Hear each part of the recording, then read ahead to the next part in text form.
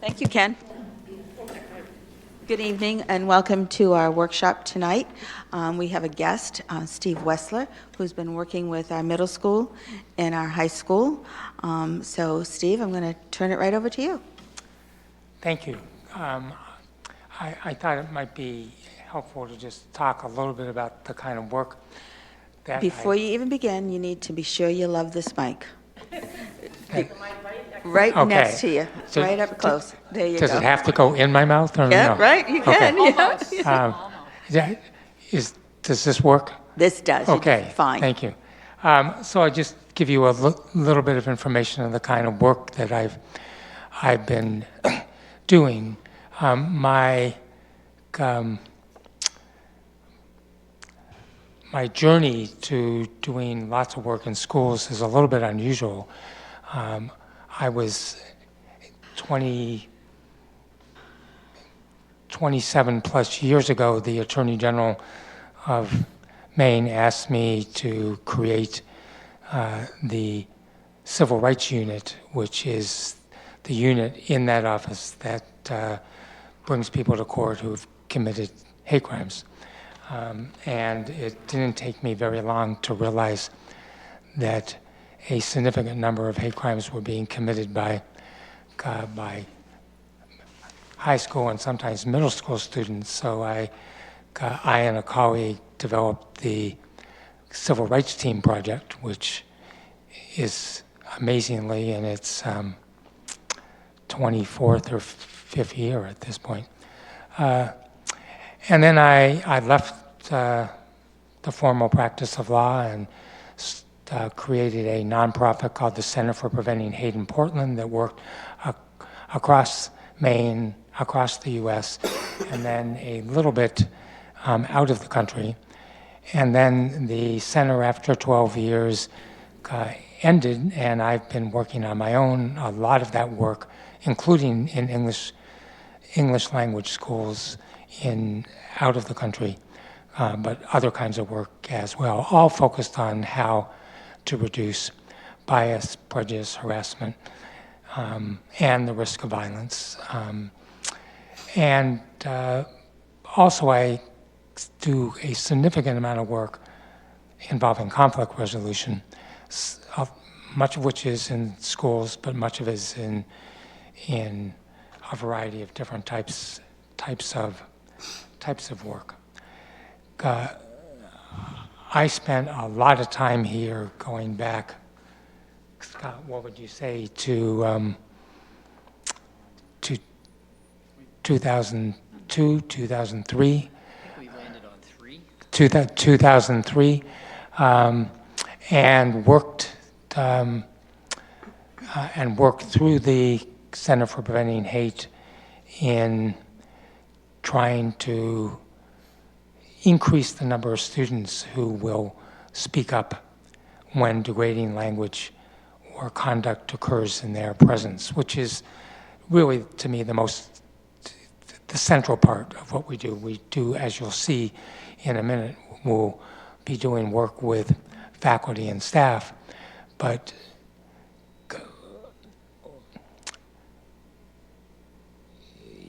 sometimes I will go to a school, and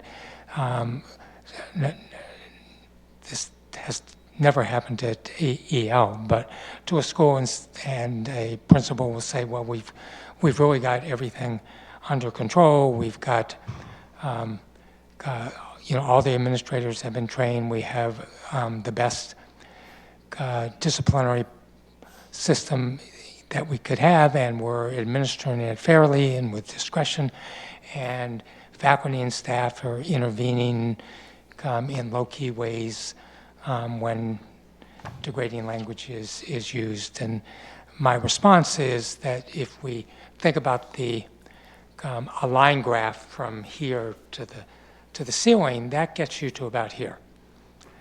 Not because you're doing anything wrong or you're being inattentive, is that the vast majority of incidents where students engage in bullying, degrading language, and conduct occurs outside of the eyesight or hearing of any adult.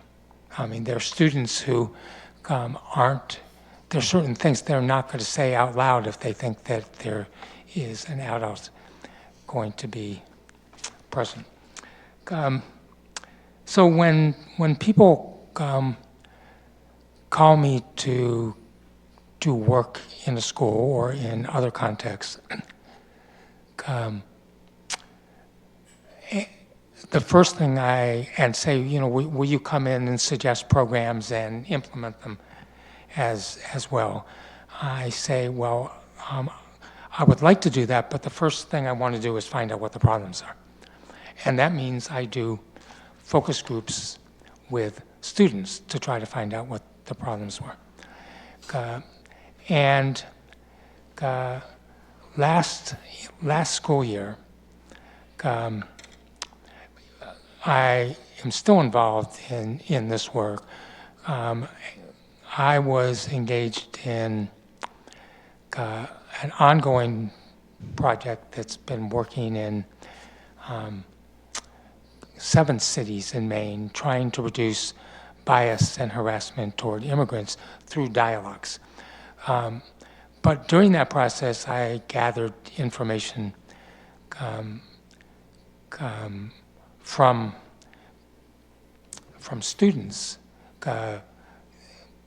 who were in focus groups, not at the school, but outside, that said to me that I thought there was a good chance that there were significant issues involving bias being expressed by students toward immigrants and other students and students of color. And I approached Katie and approached both Scott and Bob, and as has been my history in this school district, more than perhaps any school district I've worked in, they said, well, let's go ahead and find out what the issue is. And at that point, it was a focus groups only looking at the issues of race, immigration, immigration status, nationality, and religion. And we ended up finding a significant amount of examples of bias, but similar to what I see in schools across Maine and across the country, and similar to the English language schools in Europe that I work in. So that tells you a couple of those. One is, yes, there's a need, but some of this is not about, it's both about and not about Auburn. The not about is we're talking about national and sometimes international trends. And most of the people that I know who do the kind of work that I do and we're going to talk about believe that bias in schools has been going up over the past couple of years. So we've presented the results of those focus groups before to have presented it to the faculty at EL, and we'll be presenting coming up just in a couple of weeks at the middle school. But one of the recommendations I made was that we ought to expand the focus group study that I did. I refer to it as a school climate assessment, not just to focus on race, religion, immigration, and nationality, but to focus on a much larger range of things. And you will see that's coming up. And so mostly what I want to talk about, I'm going to hand out the, uh, the document that I gave when I presented to teachers at EL earlier this fall to talk about what we are doing. And everything that's here is also happening at the middle school. So questions about either about the kind of work I do before we actually go in to talk about the specifics of what is going to be happening over the course of this year? So have you met with the focus groups already at the high school and at the middle school? I have done the focus groups just on those 4 issues. Okay. As you'll see, actually, I think I'm going to pass this around now, Okay. since it will.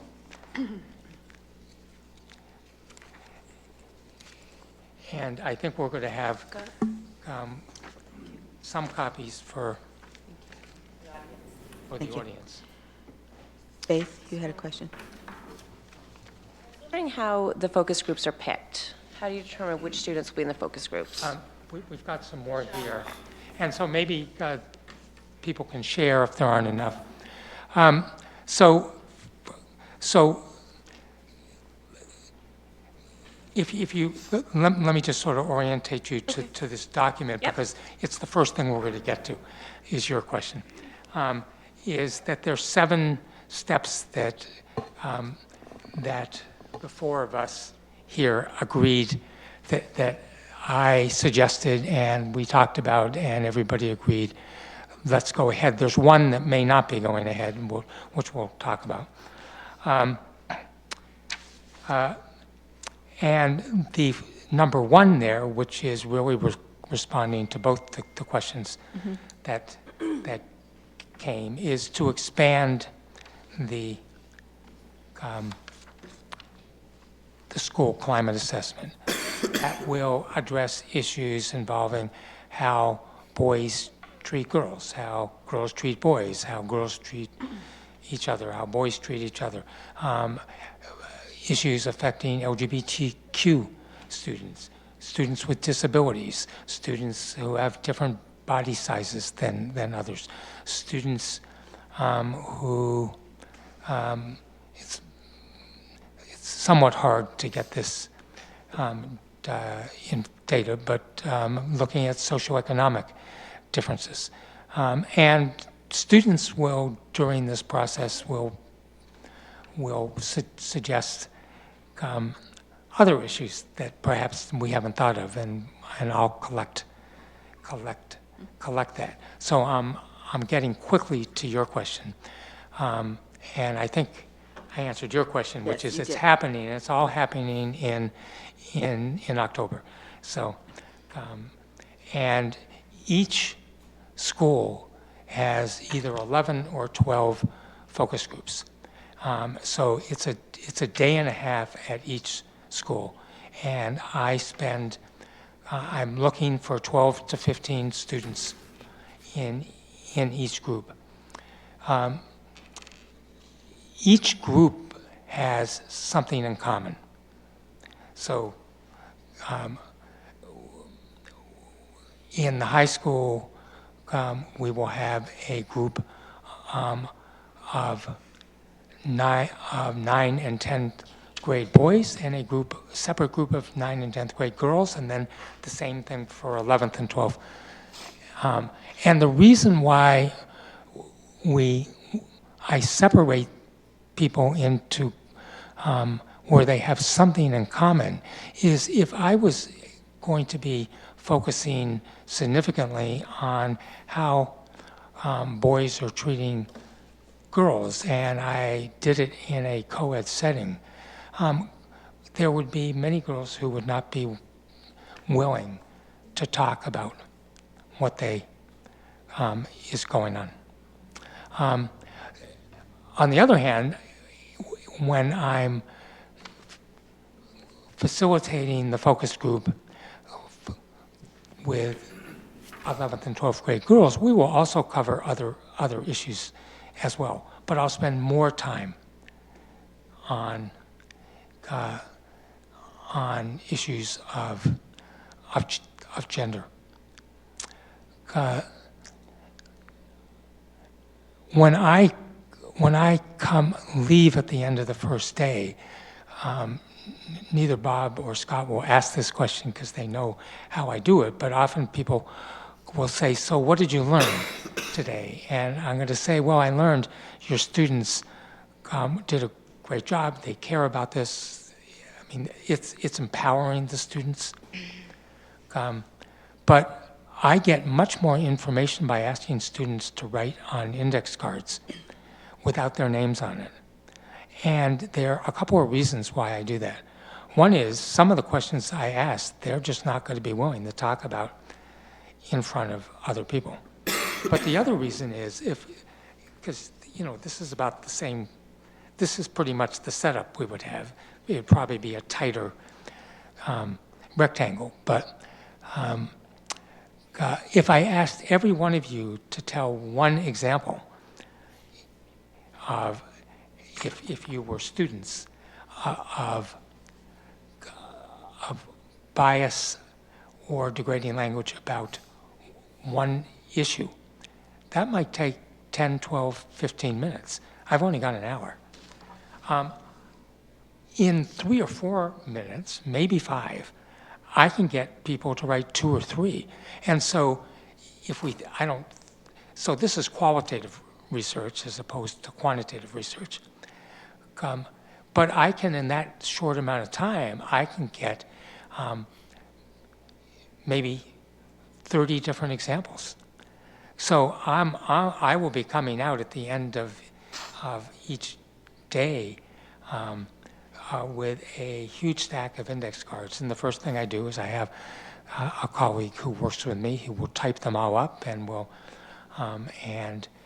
we will create a report. So coming back to your question, who within those groups do we want? And what I say is, without trying to be scientific about it, I want it to be really as what would have happened if you picked 15 or 12 to 15 students at random. So I want students who engage in bullying and harassment. I want students who are been targeted with. I want students who feel very strongly about social justice issues. I want students who don't really think about these things but really just want everybody to get along. So I want to get different views. Does that help? So is it a volunteer? Is there an announcement at the office? Or do you ask for suggestions? Usually it's principals, assistant principals, sometimes guidance counselors who say, how do we get this diverse group? And what I say is, don't spend a tremendous amount of time on it. I'm not looking for mathematical Right, don't overthink exact it. Right. diversity, but but I remember, in Tennessee once in a school where I said I wanted diversity about race, and I got half of the football team, and that was not representative,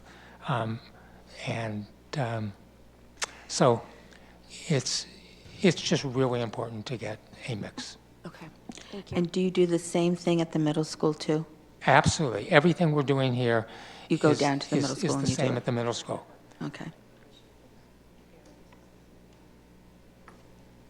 Sure.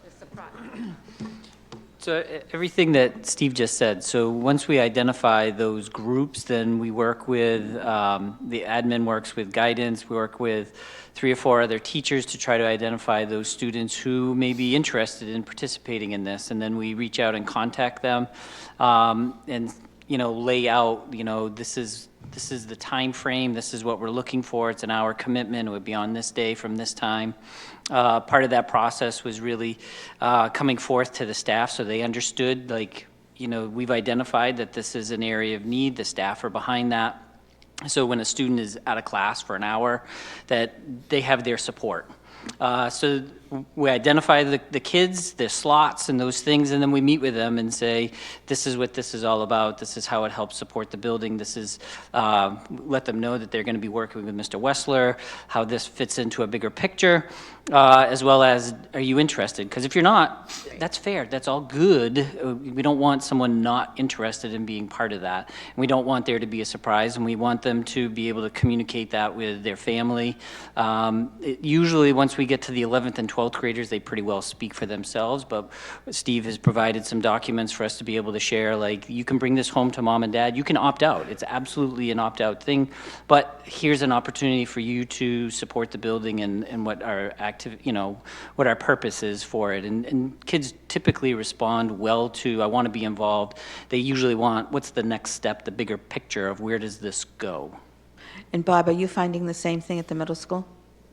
Yeah, I can say a very, very similar process at the middle school. A slight difference, and I think it's sort of the age and developmentally, is we contact the parents beforehand. There's a notice. That's a We good make idea. sure, so we don't sort of give it to, that we're talking about, sort of 13, 14-year-old Right. students, is we make sure we have put some more information in the hands of parents so they can ask any questions in a very, very similar process. And I can say in the work Steve began with us last spring, it went incredibly smoothly. Good. Elfrida? Thank you. I see here it says response to report on climate relating to the race, nationality, religion, and immigration status at Edward Little High School. Am I to assume that that stems from the report of a newspaper, or does it come from someplace else? So, Because it's the first time that I'm seeing all this. yeah, so, I have a few questions, so please be okay. patient. and So, then somebody else can. first of all of this work, all of the decisions that we made about what's going to happen this year and the focus groups occurred before the Boston Globe came. I could spend time talking about my views of that article, but this isn't probably the time for it. So they're unrelated. The way I describe people's ability to have access to the report is the report itself is kept to a very small number of people because it's possible to identify students through that. But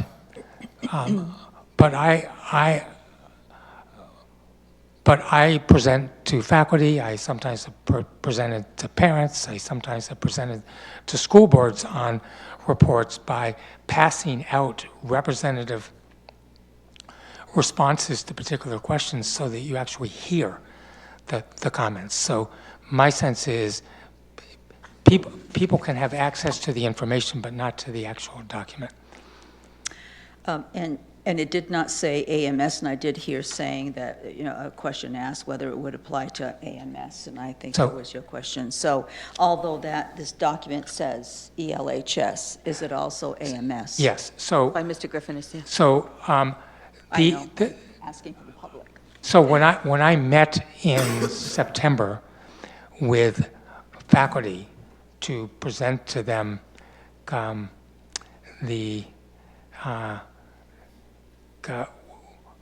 where we were,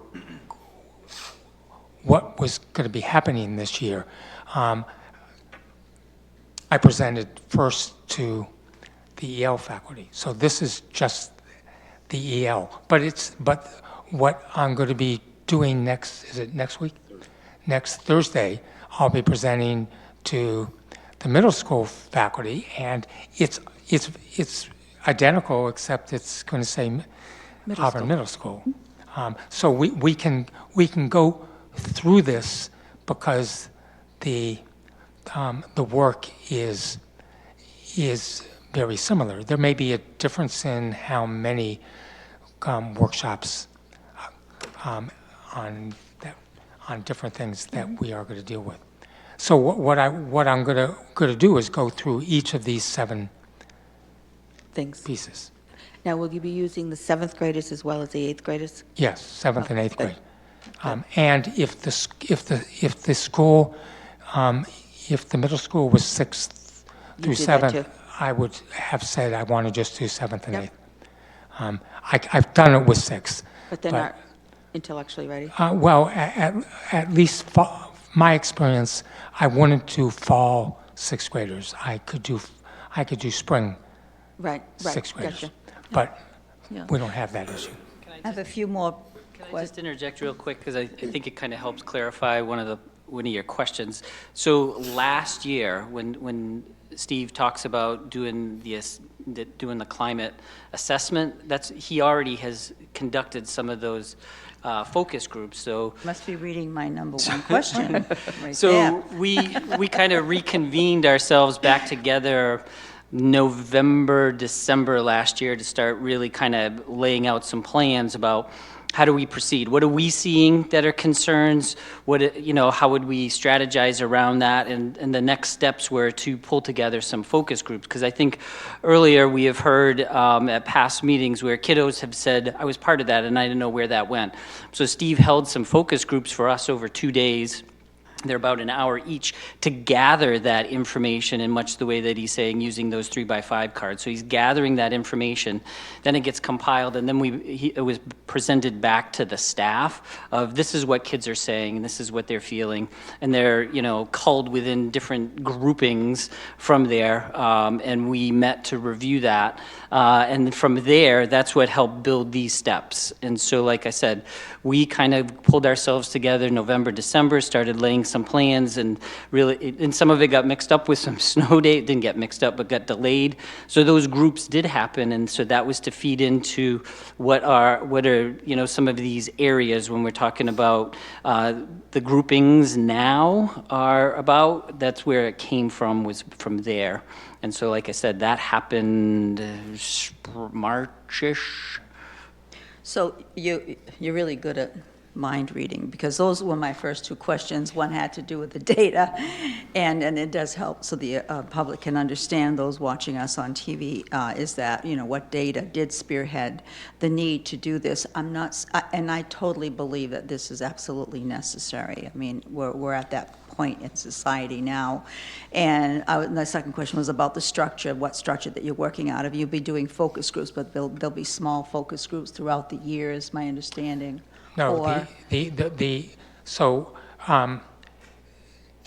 number 1 is that there are going to be small groups, but the focus groups is collecting information on all of the issues, so that Question 3. that That's it. the report that Scott and Bob received and that I presented to faculty is now going to be a much broader report. It's going to focus on all the kind of issues where students are feeling that they're the target of degrading language, bias, etc. So that was that I have a few more, but you've already answered those. But that was mine, is what are the measures that you're going to use to gather and assess the efficacy of this program? And what do you do with that, and where are you going from there? So my suggestion is, because that's number 7 on this, that we go that we go through this one by one. But that's a critical question, and and how do we evaluate this? So number 2 is, while we presented to faculty in a 1-hour faculty meeting, we haven't done a workshop in either school, which for me are a half-day workshop, which is will be 3 hours on January 21st, I believe is the date, and half of that day will be at the high school and half will be at the middle school. And that will be focusing on not only the new information coming from the focus groups this spring, but significantly trying to provide faculty and staff with strategies and skills on how to intervene both in the hallway and in the classroom, which are often different, and trying to understand and talking about diversity and a lot of other things. Karen, did you have a question? No, he answered it. Okay. Okay. Alfredo, you got any more? No, I think that's enough for right now, but, this is great. You've answered my So, question so far. anybody have questions on number 2? Right, yeah. Okay, I think this applies to number 1, if I can just clarify. So you said if it's, the way genders are treating each other, you would separate a girls' group to a boys' group. Would that be the same if it was a religious, like a Muslim and non-Muslim group, or an Yes, so- LGBTQ? Would it all be Muslims in one group, non-Muslims in the other? I just want to make Yes. sure we clarify that, how those are structured. So I don't have the list of the groups we have, but we have 4 different focus groups on gender, which is, going to be 7th grade boys, 7th grade girls, 8th grade boys, 8th Yep. grade girls. We will have the LGBTQ groups in both schools separately. We have the civil rights team as a group. There is I can't remember if it's 1 or 2 groups for 2 different groups that Scott has that are not civil rights team, but focus on similar issues. So I want to hear from them. We have, thank you, you got the list. So we've got a focus group with African students, which would be Somali and other Africans. We have a focus group with Iraqi and other Middle East students, which, whatever those numbers are. We have a LGBTQ group, a group of athletes.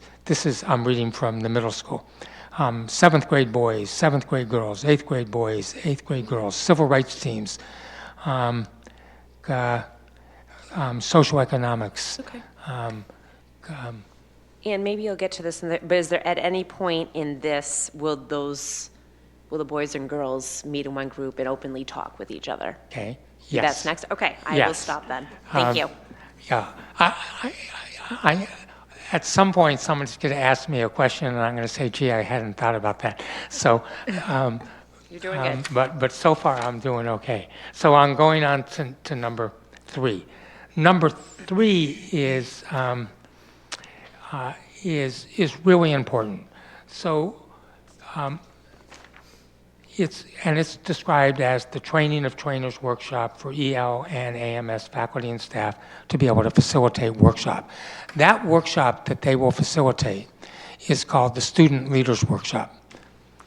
And it's workshops that when I was directing the Center for Preventing Hate that we did for 5 or 6 years, trying to give students an understanding of the what is the level of bias and how do we do that? Mm-hmm. We actually use examples from the focus groups. It's one thing to say to students, there's a lot of bias here. It's another thing to have to read out loud a typed version of somebody saying something that is extremely degrading. We will do the same thing with teachers. And it's critically important that I do it in this school. So if I had, let's say, just 6 months ago, done all this same work and in Lewiston Middle School and Lewiston High School, and had tried to say I could use that data in Auburn, it wouldn't work. Right. It wouldn't work for 2 reasons. One is the schools are different. Right. But even if they were the same, people wouldn't believe that they were different. So it's your own data that you're getting. Whether you are a student or you are a faculty or whether I'm presenting to parents or presenting to to this body. I'm going to train 10 people, 6 from the high school and 4 from the middle school. It's a 3-day training. One day is having them simply observe for the student leader workshop, which is a full-day workshop on understanding the dynamics of bias and harassment and bullying and teasing, understanding the impact, how does it impact students, which is really critical. There are a lot of students who do not think about the impact. And then finally, very practical skills for respectful interventions that don't raise the temperature in the room, but send the message that this is not okay.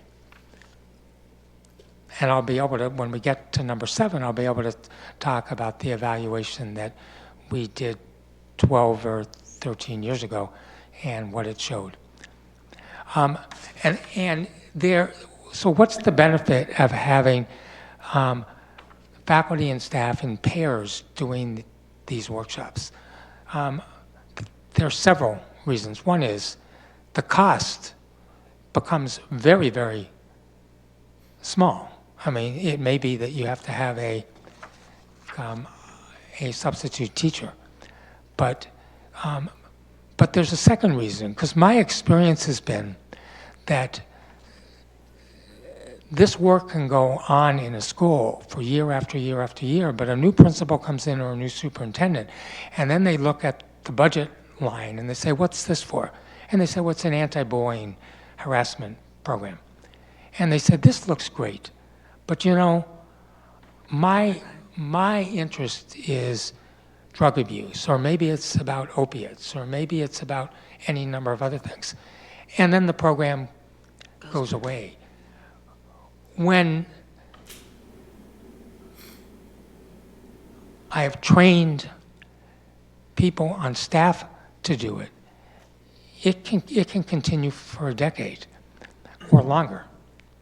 And sometimes people, you know, after 2.5 years, people will say, we need to train a handful of more. And so we do that.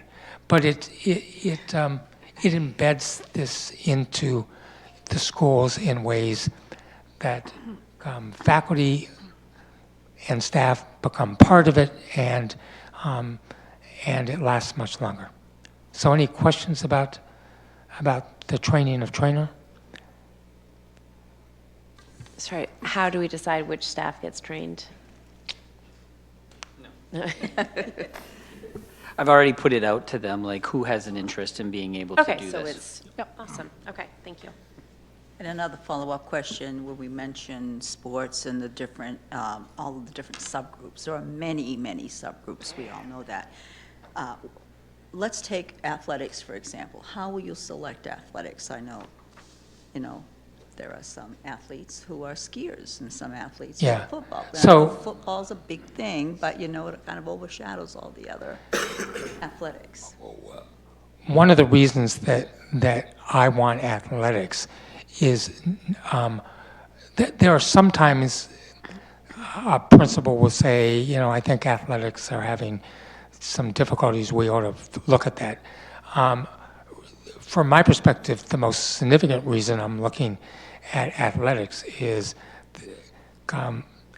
and probably there'll be some of us here who can remember this, that there's a lot of degrading language that occurs in locker rooms and on buses. And so I want to have that. So that's really why I want it. Nobody was telling me that there was a particular problem in athletics.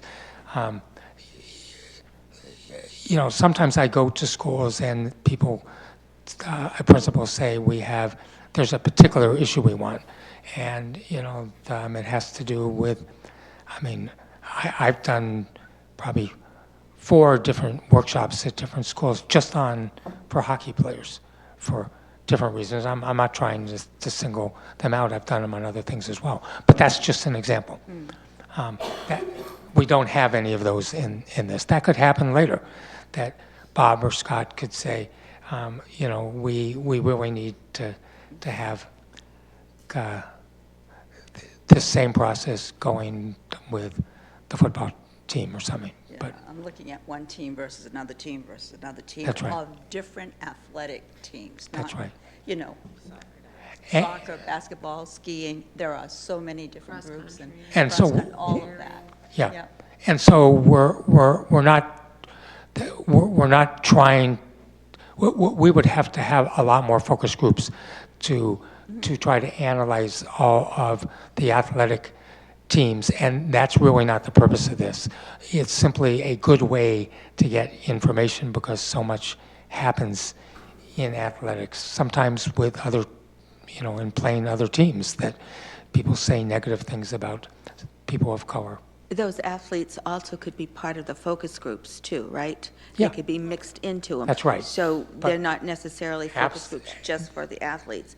They're focus groups for the Absolutely. whole population Right. on it. So, I'm just wondering, with the volatile political rhetoric sometimes echoed from our leaders, is this a better time? Does that make it a better time to bring this up in the schools when they don't have much of role models to look up to for model behavior? Well, from my perspective, whenever people who are viewed as leaders and important, whether they are athletes, whether they are singers, whether they are elected officials, if they are expressing bias, it is read as a green light by some number of people to say, well, if that governor, that city council member, that whoever it is can say it, then I can say it, and sometimes it can escalate. So it's always important, and I think it's important now as well. So going on to number 4, that's the one that we don't know whether we're doing yet. These are dialogues between police officers and immigrant youth. So we're really talking about police officers and mostly youth of color. I've done some of this work in Maine, and I've done a lot of this work in a very different environment, which is in Northern Ireland, which is bringing, I've been working not every year, but for the past 16 years on issues in Northern Ireland that are both about all the issues here, but also the issues that still lead to violence between Catholic and Protestants. What we learned from the focus groups that we did last school year was that the lack of trust among students of color with police was much, much lower than for students who would identify as being white. I do not believe that that had anything to do with anything that Auburn police officers did. It's simply what's happening around the country. But my feeling is doing this work has dramatically increased trust between police and young people, and at the same time allowed officers to start to know the names of kids. So the focus of this is not on school resource officers. School resource officers have relationships with kids. That's harder to have happen in the community. But that's still in discussion with the chief, and so we're not sure what's going to happen.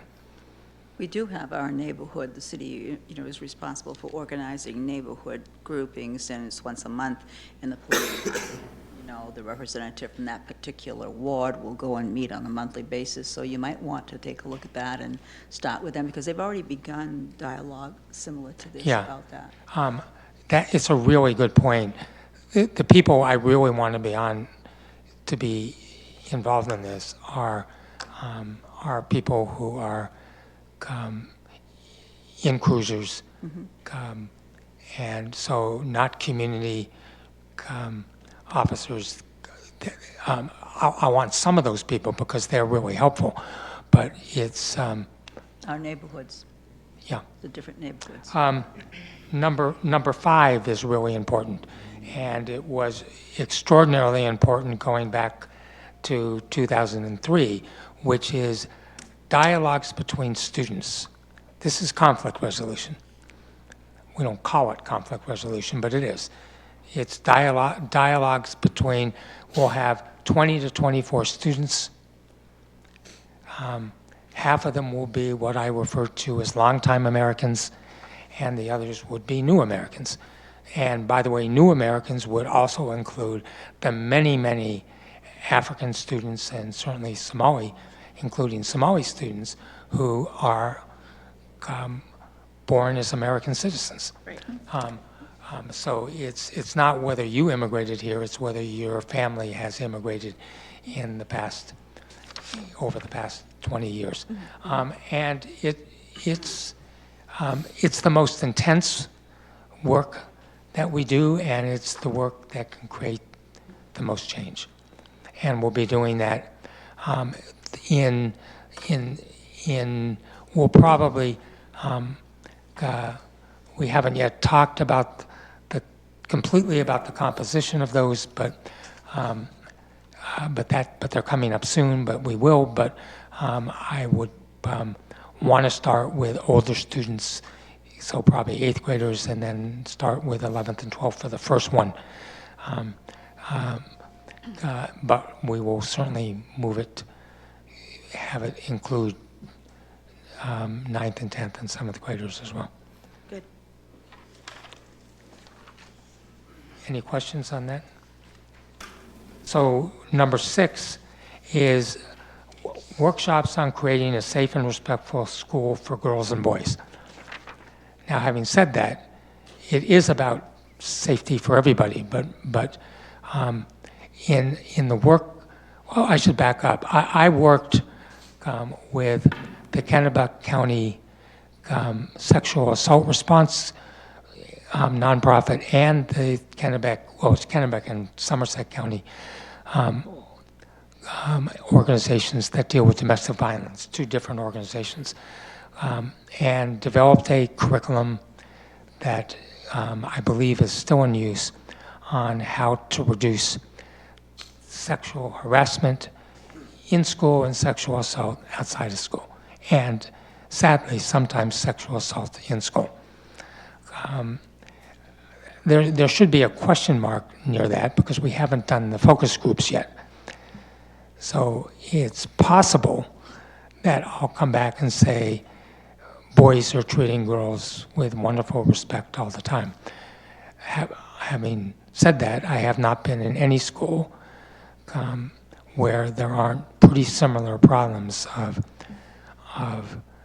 disrespect in school and outside of school. And this is really similar to the dialogues that we're doing on race, religion, and nationality. Then the last one is the evaluation. So Sue Langdon did the evaluation for EL of going back. She did this for 5, maybe 6 years, and did surveys, and the results were that lots of good information about students starting to think that these issues are important, but every year, more and more students who had been in one of these workshops or dialogues were starting to intervene in low-key, respectful ways. But not the students who hadn't been involved. Year 5 came, and Sue sent me the report, and it said that the numbers were about even now in terms of students intervening in low-key ways, whether or not they had been in a workshop or not. So I called her up and I said, Sue, what are we doing wrong? And she just laughed at me. And she said, Steve, everything you said 6 years ago that you were trying to do just happened. You're too close to this. You got to take a step back. Because what I had said is the goal, and I said it would take a while, is that most of the harassment and bias is not coming from a deeply rooted sense of hatred toward a group. It's about getting peer approval. And ultimately what we're trying to do is to change this, what you're going to get approval for. And what happened in that fifth year evaluation years ago was that the students who had not been involved in this realized that the way to get approval from your friends was not to tell a degrading joke about some group of people, but to speak up. And where did they learn the skills? Not because the students who came to the workshops lectured to them, but because they watched their friends doing low-key interventions. So I called Sue, who I hadn't probably talked to for a number of years, and said, so are you willing to do this again? And she said, yes, but I need help because I have other responsibilities now. She teaches psychology at Bates, and she has other responsibilities. And so she has 4 or 5 students who are going to be collecting the data and also observing and giving feedback on what they think we could change, and it's a diverse group. And the cost of this is the same cost that Sue gave the first time she did it, which was 0. So we are getting an extraordinarily experienced evaluator who knows a lot about academically and from experience about bullying and harassment, and it's not going to cost us anything. It's really remarkable. Will she be beginning with the same information at the same, level that she assessed, 12 to 13 years ago, you said it was? No, 12 it's going to be better because she's starting at the beginning. At the beginning. We brought her in after 2 or 3 years, and we're doing this the right way this time. And she will do a school-wide survey about that everybody will be able to do. And by the way, the difference, which Scott, you pointed out, was that, and maybe you can talk about the difference between having to interrupt a class to hand out information and how it can be done electronically. Yeah, it's kind of interesting that we get to this juncture before, it was late this afternoon, we got the survey. We met with Sue 2 Fridays ago with, believe they're graduate assistants, these 4 students that are going to be participating to support this. Anyway, we talked about what kind of language, what it should look like, how to deliver it, and this is where we are and how quickly times have changed. Before it was a paper copy. Now it's all going to be electronic. And it'll allow for, we have the vehicle of being able to use our mentor groups as well as homerooms, and it allows us to gather that information for any other work that we may have moving ahead. So how it works is they do a pre-survey, and then there'll be a post-survey after students have had that experience. And then every one of these 1 through 6 will have separate evaluation. So, because I want to know what's working and what's not working, not just globally, is the school getting better, but in terms of reducing bias and harassment and degrading language, but which of these programs are working. And there's another reason why this is important. there's lots going on in both schools already, and there are new things that are going to be coming. There are teachers who focus on this. There are civil rights teams. There are the two sort of teams that you have in your school. There are LGBTQ groups. So she's both going to be reviewing, evaluating our program, but at the same time picking up on all the other things that are going on. New baseline, It's a new baseline. okay. So many of the things that Steve just talked about weren't in place. Well, things have changed. Long ago, when Steve originally started this work in 2003, 2004. So it actually allows to be able to see what effect the things that we have in place now are. Which isn't to say then, oh, checkbox, we're all done. It gives us some information that was never there before, because just these things have come since this original work happened back in 03, 04.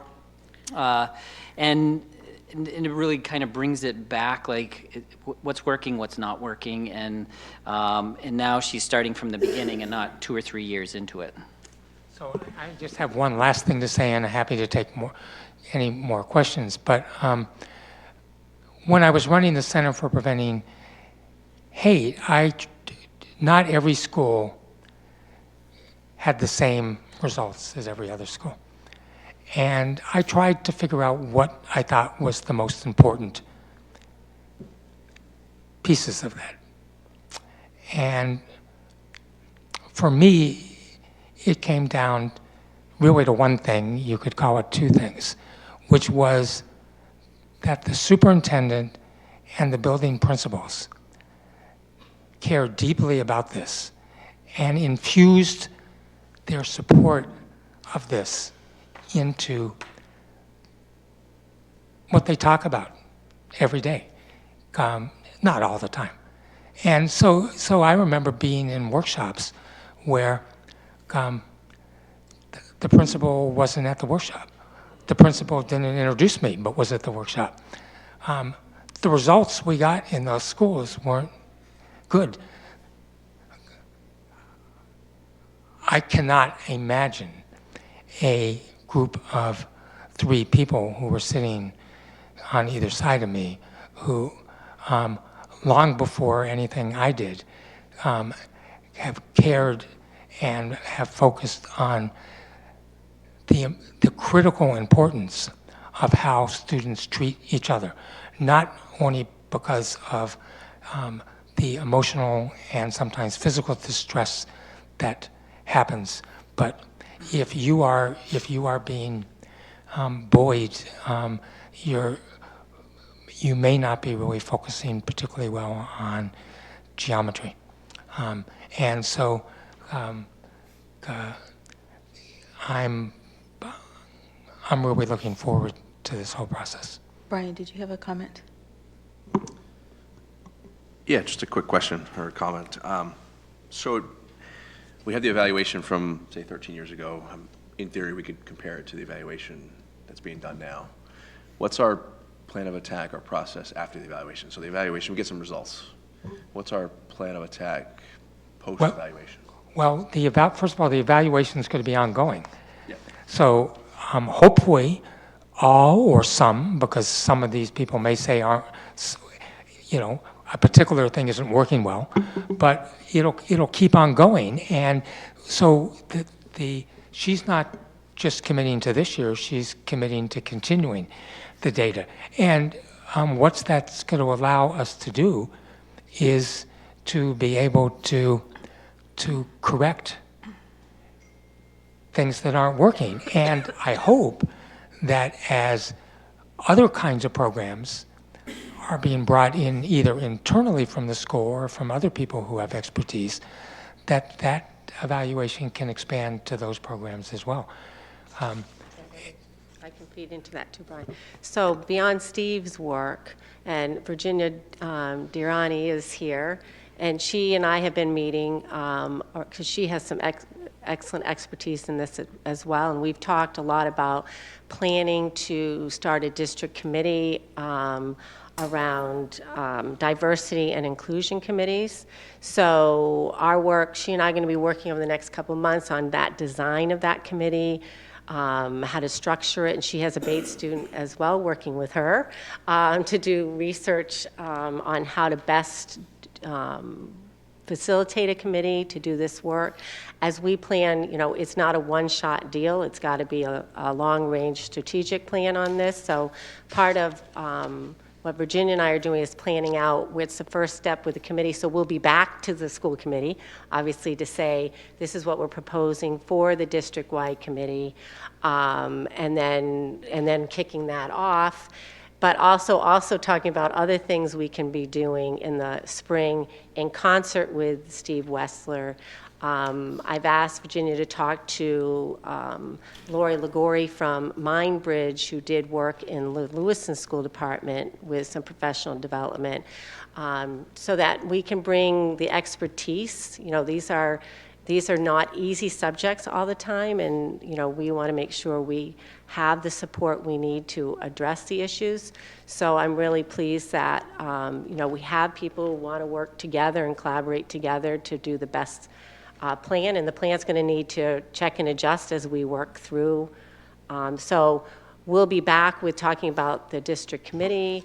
We'll be back when the district committee puts some things together so that we know what is our plan for the spring, the plan for next year, the year after that, so that it's not just the high school, middle school, but it's also our elementary school. It's all of our schools involved in the programming as we address these issues. So that's going to be ongoing work, and part of Virginia's also big on data collection, on research around what are we doing, how do we check in on how we're doing. So I think that'll be a good match there. So we just didn't start this because of the Boston Globe. No. We were working with you long before this. I heard you say you were here last November, last December. Mm-hmm. So we were working on all these issues at that time. And the list of 1 through 7 Right. was decided on before the Globe report Okay. came out. Brian, did you have anything else? Anybody else have any other questions? At this time, it's 7 o'clock. It's time for us to take and go into We're going to need 5 minutes for reassemble. Yep. Okay. Thank you. Thank you very much. Thank you.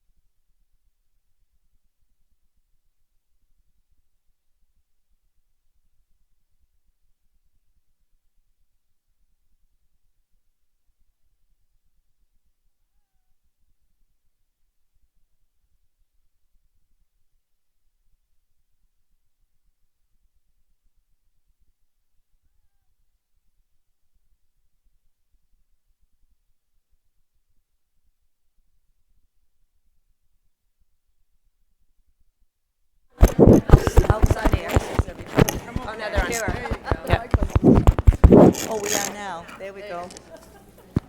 Thank you for all of you coming tonight. This is the October 2nd meeting of the Auburn School Board, our committee, whatever it is, which is it, Mr.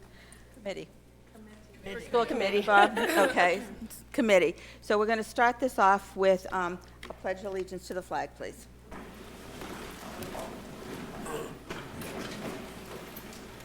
I pledge allegiance to the flag of the United States of America and to the republic for which it stands, one nation, under God, indivisible, with liberty and justice for all.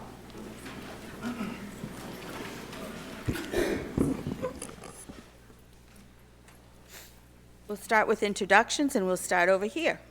Adam Hansen, Business Manager. Michelle McClellan, Assistant Superintendent. Elfrida Fournier, Mayor's Rep, Ward 4. Dan Poisson, Ward 5. Pat Gaudier at large. Katie Gronin, Superintendent. Bonnie Hayes, Ward 2. Faith Fontaine at large. Brian Belknap, Ward 4. Karen Matthew, Ward 3. Bob Manili, Ward 1.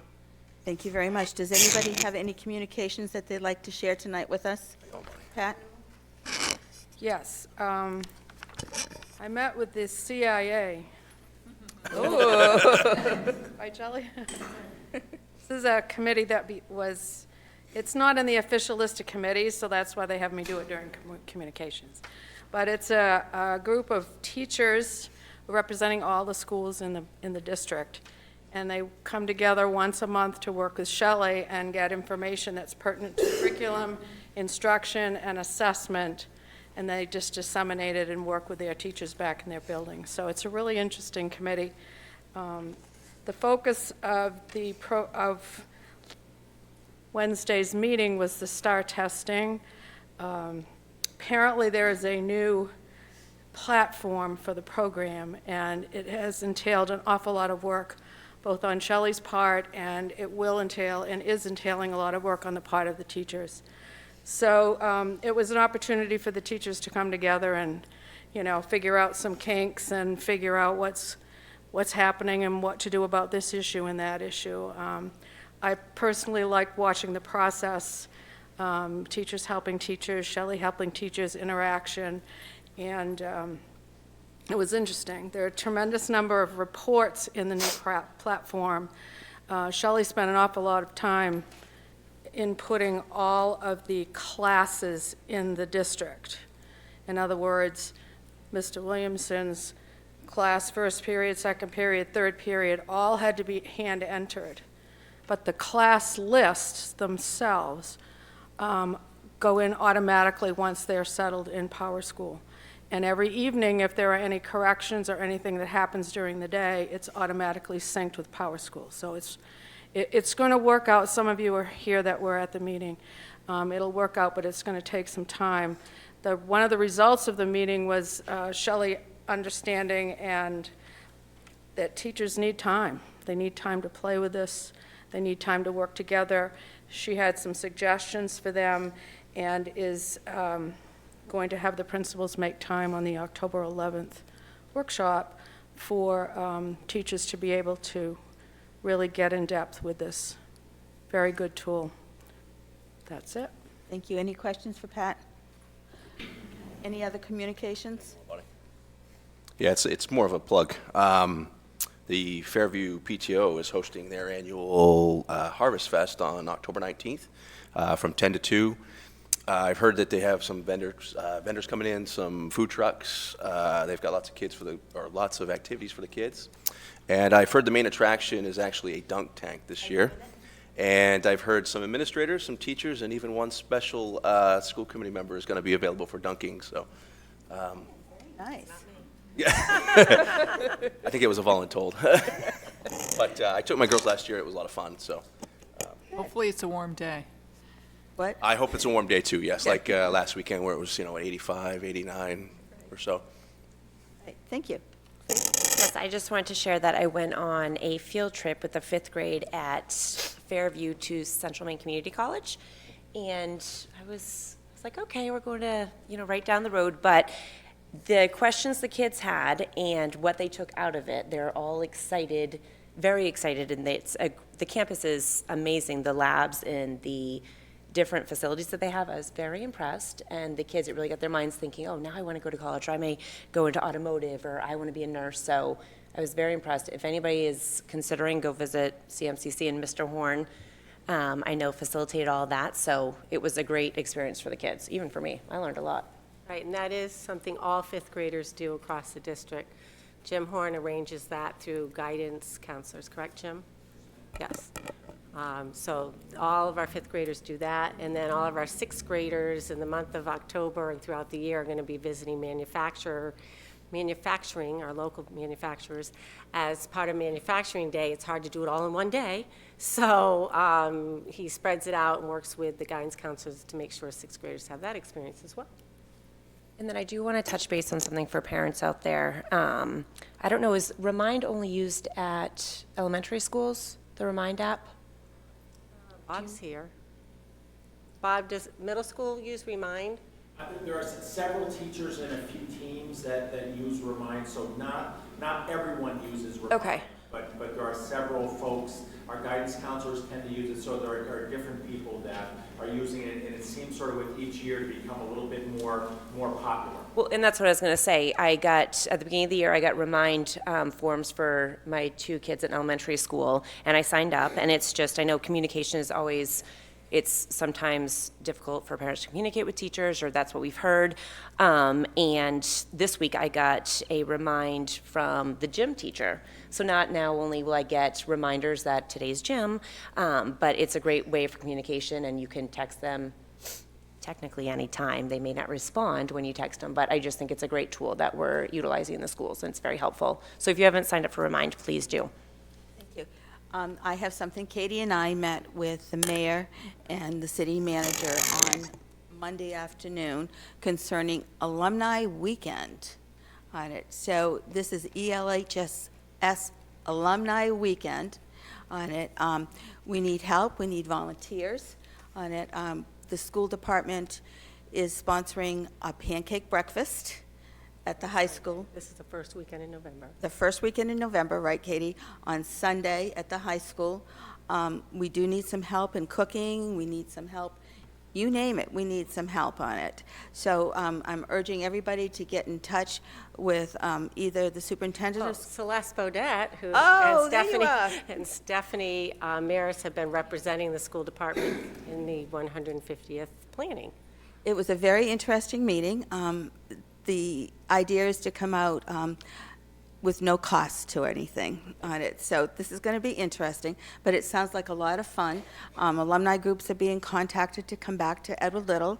Edward Little will be giving tours, not Mr. Edward Little, but we will be giving tours at Edward Little on concerning the building and whatever else you want to look at up there. So we urge everybody to turn out for this. It's part of this celebration of the city.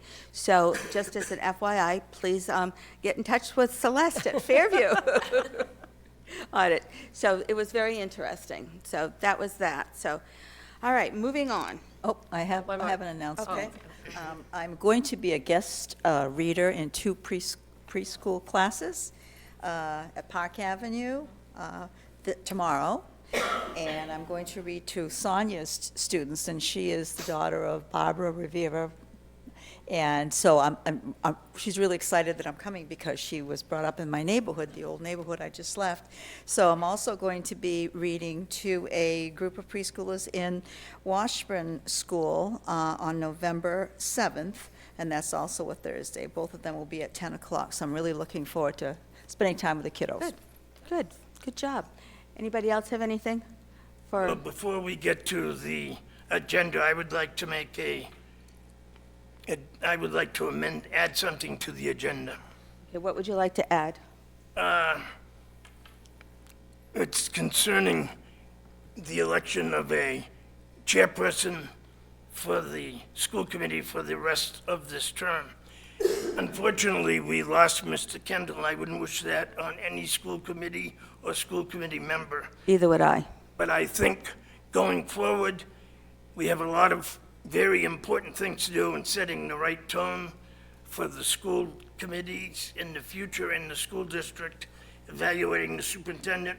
I think that going forward, it would be a good idea and a good sign of faith to the community if we democratically elected the school chair for the rest of this term. And that is 4 more meetings on it. 2 are the public meetings, I believe, and 2 will be a special meeting on it, executive sessions. All right, so you're making a motion? So moved. Is there a second to the motion? Second. This is a unanimous vote to add something to the agenda, okay? So, all in favor? 1, 2, 3, 4, 5? Oh, sorry, yep. 5, okay, so it will be added to the agenda. Thank you. Okay, we will add it when we add the,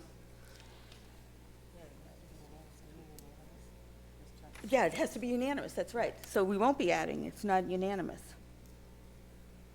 So it will not be added to the agenda. It has to be it has to be a unanimous vote to add it to the I agenda. think this sets a very poor tone. Bob, I'm really sorry. I'm just following the rules.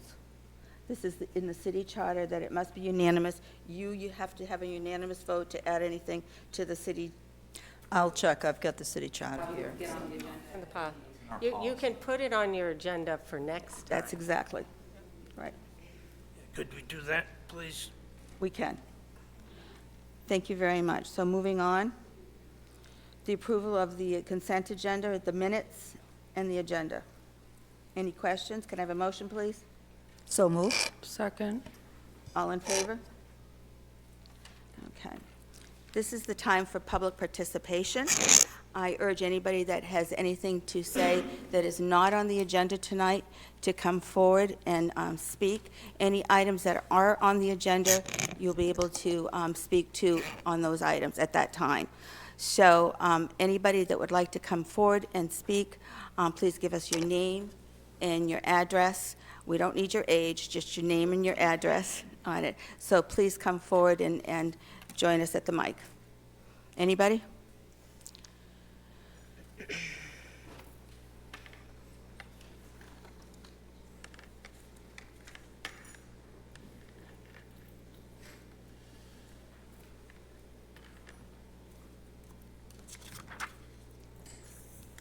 Everybody hear me okay? Just pull your mic right down A little close to you. closer. Yeah. My name is Marguerite Tucker. I live at 6 Rosewood Road. And for the past few weeks, I've had quite a go-around. Picked up my daughter from school, my granddaughter, with 177 over 76 blood pressure. And to my amazement, there was no nurse there. I thought all the students here in Auburn had equal rights. They're all supposed to have a nurse, a counselor. 177 blood pressure is pretty severe for a 14-year-old.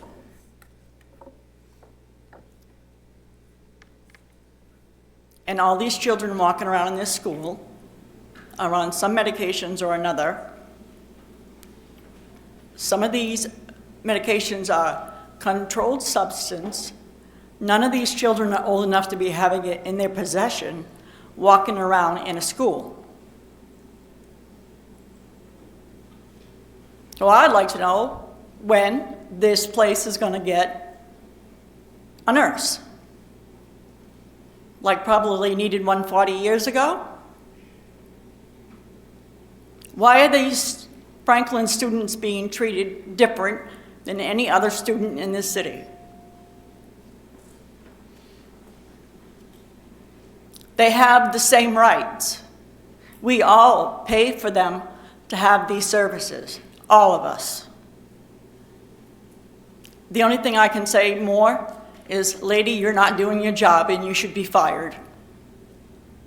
Let's be respectful, please. Thank you, Mrs. Tucker.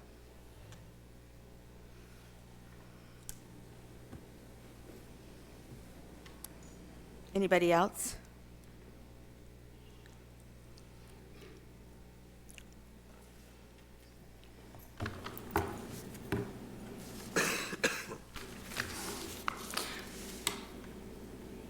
Laura Garcia, 20 Skillings Corner Road.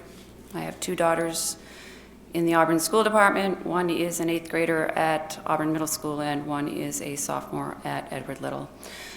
I would just like to ask a quick question, given the exchange that just occurred with regard to Mr. Maneely's request to add something to the agenda. What is the process that's used to determine the agenda prior to the meeting?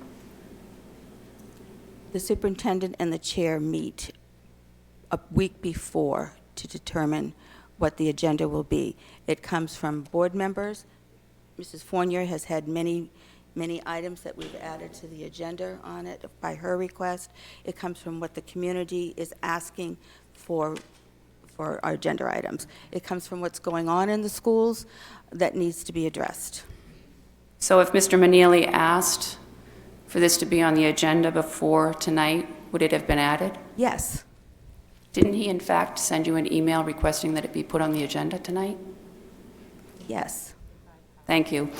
Okay, what I'd really like to get to, And one more thing. It's- By policy, it's a week ahead that it has to be School committee added. member gives it a week ahead. So usually we get the agenda items, and so we got it late today, yes. okay.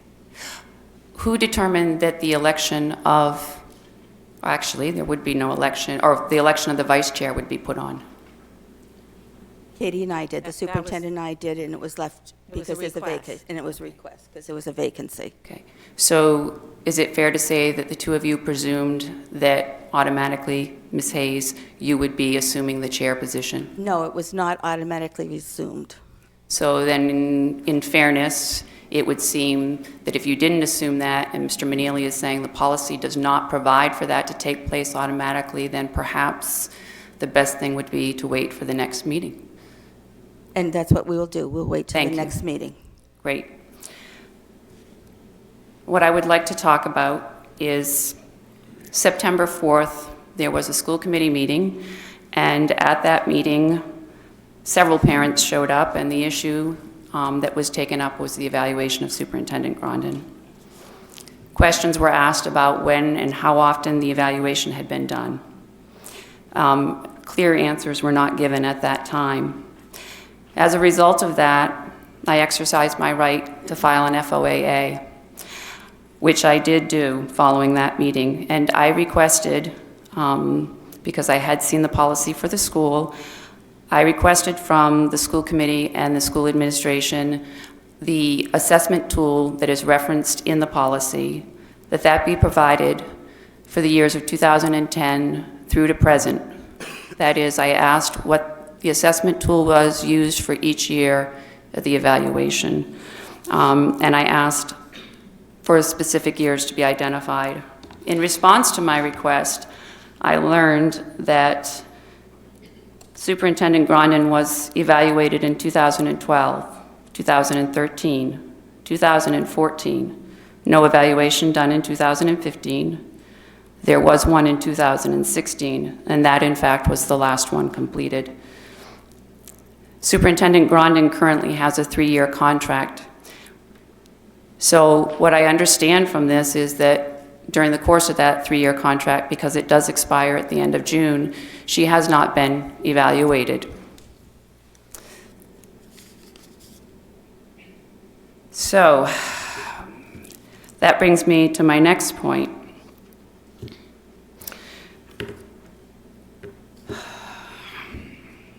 If you'll bear with me for just one moment. What I'd like to start off by saying is the failure to evaluate Superintendent Grondin is not her fault. And I bear no ill will towards Superintendent Grondin. This is not a personal matter, it is a professional matter. The school committee is responsible for not having evaluated Superintendent Grondin. And some members clearly knew better, for they have served for years. That is a problem, and it is one that has me asking why. The really hard part for me is that over the course of those 3 years when no evaluation was done, parents and teachers have raised concern and sounded the alarm on many fronts. And members of the school committee have dismissed, minimized, and misrepresented those concerns. and feedback. Not once, not twice, but time and time again. And based on what? Where was their due diligence? Where was their fiduciary duty to the public? Where was their responsibility to teachers and staff to make informed decisions? Now I'd like you to consider that the Teachers Union did a survey in early 2016 when teachers really began expressing concerns over the vision and direction of the district. The current school committee members can't possibly claim that they had no idea. Again, especially as some have served for a long time. Around that time, Elliot Epstein wrote an editorial. And in that editorial, he wrote, "At the end of a 90-minute public hearing before the school committee on April 6th, at which the teachers presented the survey and aired their grievances related to basically their morale and how they were feeling, Committee Chair Thomas Kendall thanked them for sharing their views, then promptly trashed them the next day in the interview with a Sun Journal reporter. The teachers' complaints, Kendall said, were not entirely factual nor based on complete information. I will tell you that I've spoke to teachers who've said, following that, there was no way in that they were going to come forward again. Furthermore, I think it's very interesting that following that survey and it being reported out in 2016, it seems our district went into clampdown mode. And coincidentally, 2017 to 2018, we had our greatest numbers of teachers leaving the district. In fact, there was an upward trend from 2016. Then, I stepped forward in February of 2018, and I politely requested that the school committee please pause and reflect on the vision and the direction of our school district, because across the state, there was a lot of turmoil around the PBL mandate. And I remember that night very clearly, because I was told that I was wrong. The letter of the law was misrepresented to the public, and I was not treated very nicely. But I continued on. And then, in May of 2018, at a city council meeting over the budget, Chairman Kendall made the mistake of saying there was only a handful of parents that had issues with the vision and direction of the district. What followed that was this room was full, and for 3 hours, parents and students and citizens came forward and expressed the fact that they had concerns, that they weren't being heard. But for me, looking back, it seems like the game plan for some time now has been use a task force, wear them out, don't engage them during public participation. They will go away, and then we can do it our way. Let's get back to honoring a democratic and inclusive process so that we can do the best for our children when it comes to education. And I would urge this school committee, in the spirit of that, and in light of the fact that there has not been an evaluation done in 3 years, 3 critical years when many stakeholders have tried to express opinions, have tried to be part of the process, I would urge the school committee, in a show of good faith and in doing your job responsibly, to slow down, take your time, and actually extend the period for the evaluation and actually audit the school department. Because how can you possibly evaluate at this point when there has been nothing done in the last 3 years? To know where we are going, we need to know where we have been, and not just in the last 12 months, but in the last 3 years. So in the spirit of when I came here in, I believe it was February of 2018, the same thing, I'm going to ask you all, please, to take the time now and audit the school department. Take a close look, see what's going well, what's not going well.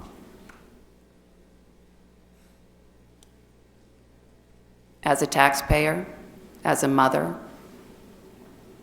and as a teacher and a coach. Our kids deserve that. Thank you.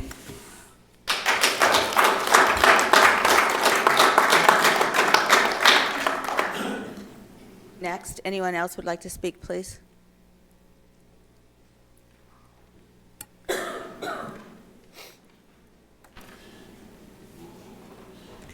Hi there. Leslie Ogilvie, 141 Gamage Avenue. I have two children in Park Avenue. And about a week or so ago, my daughter and I were snuggling before bed, and she said she was a little nervous to go to school because they had been practicing the school shooting drills. And I was a little concerned that I had not yet received any information about the drills.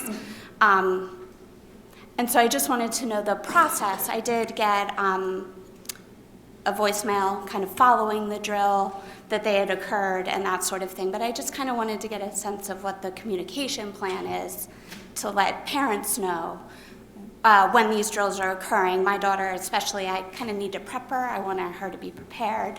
So I just kind of wanted to get a little information about that. Thank you for your feedback. You know, we work on having it in our handbooks on our webpage, and we should be notifying parents, so I will follow up with that to make sure, okay? Okay. Anyone else?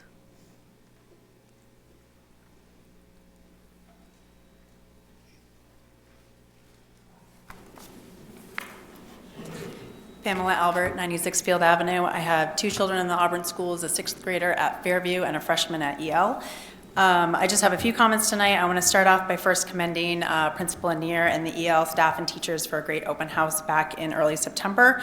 I really enjoyed the format and being able to go through my child's entire course schedule and meet with each of their teachers. Also, all who seemed really engaged and excited about the school year, which left me with a really positive impression of the education that he will receive. I did have a couple takeaways from that evening, though, that I wanted to bring to the school committee.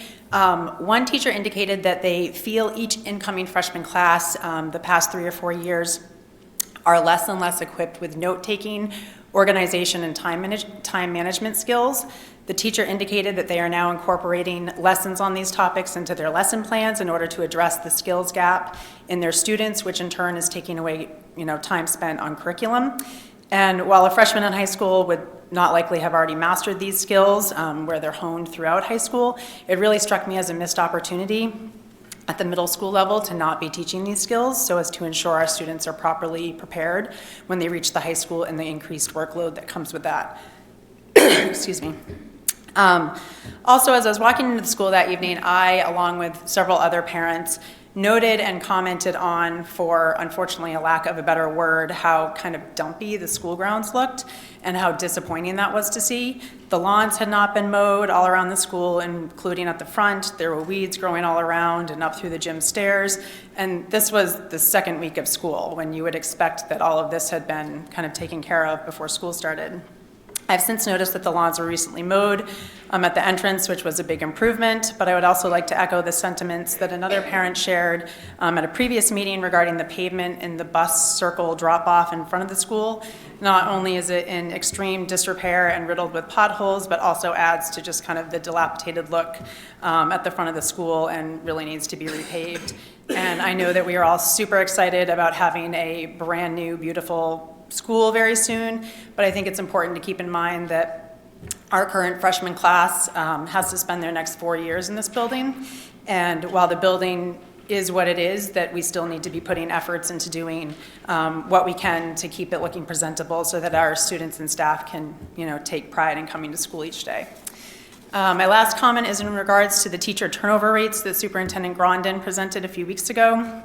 It was concerning to me that our teacher turnover rates nearly doubled from 5% in 2011 to 9.5% in 2015, and then continued to stay elevated and even increase further in the following years, peaking at 11% in 2018. I know several parents commented on the need to do exit interviews where Auburn does not currently have a formal exit interview process, and I was encouraged to hear Superintendent Grondin indicate at the last meeting that she had reached out to other school districts who do exit interviews to obtain their survey instruments to review and discuss further. I would like to fully encourage this process move forward and that our district does implement an exit interview process, as I believe it's really highly valuable information. However, I'd also like to stress the importance of finding a way to anonymously survey those who have left the district in the previous years, especially the last few years when we had the highest turnover rates, in order to find out why those teachers left.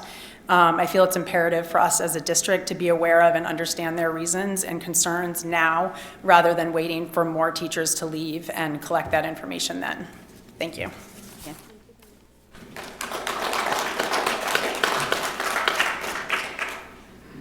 Is there anybody else that would like to speak tonight? Not seeing anybody, I will close the public participation section at this time, and we'll move on to our agenda. Student information, we are choosing new student reps from the high school, and we'll get back to you on that as soon as we do. The superintendent's report. Right, so our new process is reporting out things that came up at the last meeting. I'll start with that. So I did speak to Peter Robinson around the concerns brought up around the technology issues that started the school year. And so Peter Robinson, who's the director of technology, has spoken to the tech specialists at Edward Little High School to talk about what the concerns are, to make improvements, to make sure that we don't have students who may have forgotten their password, to be delayed in their use of their technology. So we're continuing to work on that to make sure that students are ready to go and be able to use that instructional tool in the beginning of the school year. I also spoke to Dan Goyette from the city around the concerns around what you just brought up, Pam, which is the front of the school and the potholes. And as he said, it is not in the schedule budget citywide. It is a city street. And there is no funds right now available to tar that. We pushed hard on the area that did get tarred because it was becoming a sinkhole. And I know that they did not have a budget for that and really worked hard to do that part. He's well aware, he's been hearing it, and I reiterated that it continues to come up. So I know the city, it's on their radar. It's the funding, but I want you to know we are expressing concerns over that. I also, you'll notice on the agenda for November 6th, there'll be a workshop. At that time, we will be sharing school improvement plans and other information as part of that workshop so that we can do some more where you can hear what schools are doing to address student achievement, address the positive behavior supports, attendance, family engagement. So that will be a workshop on November 6th to do more conversation with the work we're doing on our school improvement plans. Individual parent concerns, we worked on addressing those because some of them were individual, and so following up on those concerns. Does the city have any extra asphalt that they could fill in those holes? Well, I think there's needs all over the city. Right. If you drive anywhere, it's hard. So, but it's on their radar, so they understand. Could I respond to that? There's only so much to. Yes, I've had so many conversations with the manager and with Public Works in terms of, the streets, and I know that the streets are like years ahead before they can get done, but it's within the purview of the city council to make recommendations, to take a look at the streets that are already earmarked and to decide whether some of them can be on hold and some can be changed. So I'm going to bring that forward. Thank you, because it really, that's not like it's an entire street, Right. If at least around the front, Right. that people are going to lose their axles and all kinds of things. And So then I'll if do they- the best I can. If they lose their axles or their rim or something, and they report it to the city, doesn't the city have to pay for it? Yes, Right. through the city's insurance. Right. Thank you. So I'm going to bring that to the attention of the manager and the head of public services. Thank you, Elfrida. So we have an exciting thing happening at Edward Little High School. We have taken on, oh, sorry, Barb. Excuse me. I just wanted to add to Barbara Hawanick, 134 Nottingham Road. I just wanted to clarify something because I was the parent who brought up the issue of the laptops not working. My son did not forget his password. This was a password reset by administration. This wasn't about individual students. This was something that was, if not system-wide, it was fairly wide-reaching. So it wasn't about one, the way it came up tonight in saying that a student forgot his password makes it sound like it was a student issue, but this was definitely not a student issue. This was a school-wide issue. I just wanted to clarify. And I apologize, Barbara, if it came off that way. When we looked into it, we're looking at the password issue and the other things that went around with that. So Peter Robinson, I don't know if you want to speak to that at all? If you don't have the answers, all right. I think what I'll say is that I don't know enough to be able to speak to that. My understanding is that it was a password issue. We did not reset any passwords on any of the laptops that were left for our keeping during the summer. We collected them from students in June. They were boxed up. They were returned to students when they came back to school in August. I'm not aware of any resets. I would need to find out specifically what the situation was with that particular one, and if there were others, I'm not aware of it, but I can certainly look into it. Okay, so Peter will connect with Barbara at some point. Okay. Thank you. Okay. All right, let's move on. All right, so on to the ELHS Volleyball Club. We're very excited. We have a group of athletes that got very excited about volleyball. And so Todd Sampson's here to introduce the coaches that are working with them, and I know you have some athletes that would like to speak as well around. Yes, we have some of the best and brightest. So I will give you a brief overview and let the coaches and the kids kind of share with you the excitement around this exciting program. So sometime last year, a couple of young ladies came to me that had a vision of wanting to start a volleyball club or program. And there's a lot of moving pieces that go with starting a new program. And we were fortunate, I don't know if many people know this, but our special ed director, Ryan Fairchild, is a former varsity volleyball coach. Really? Yes. So he loves volleyball. He loves volleyball. So he actually volunteered last year during the school year, and he did probably 6 to 8 skills and drill sessions.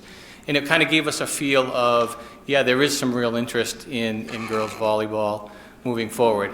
So one of the great things as an educator is to see something that is student-driven. And we do have a lot of kiddos here, but Addie Dosty, sitting in the front row, has kind of been the catalyst and the driver behind this. She's done probably 95% of the work to get us where we are today. So it's exciting to see the energy behind this, but to see that it is student-initiated just kind of makes you really have a warm place in your heart. So right now, and coaches probably can share this with you, but we have about 28, 29 young ladies every day practicing in the gym. And Edward Little's not equipped to have a varsity volleyball match set up right now. It's pretty significant with standards being in the floor and those kind of things.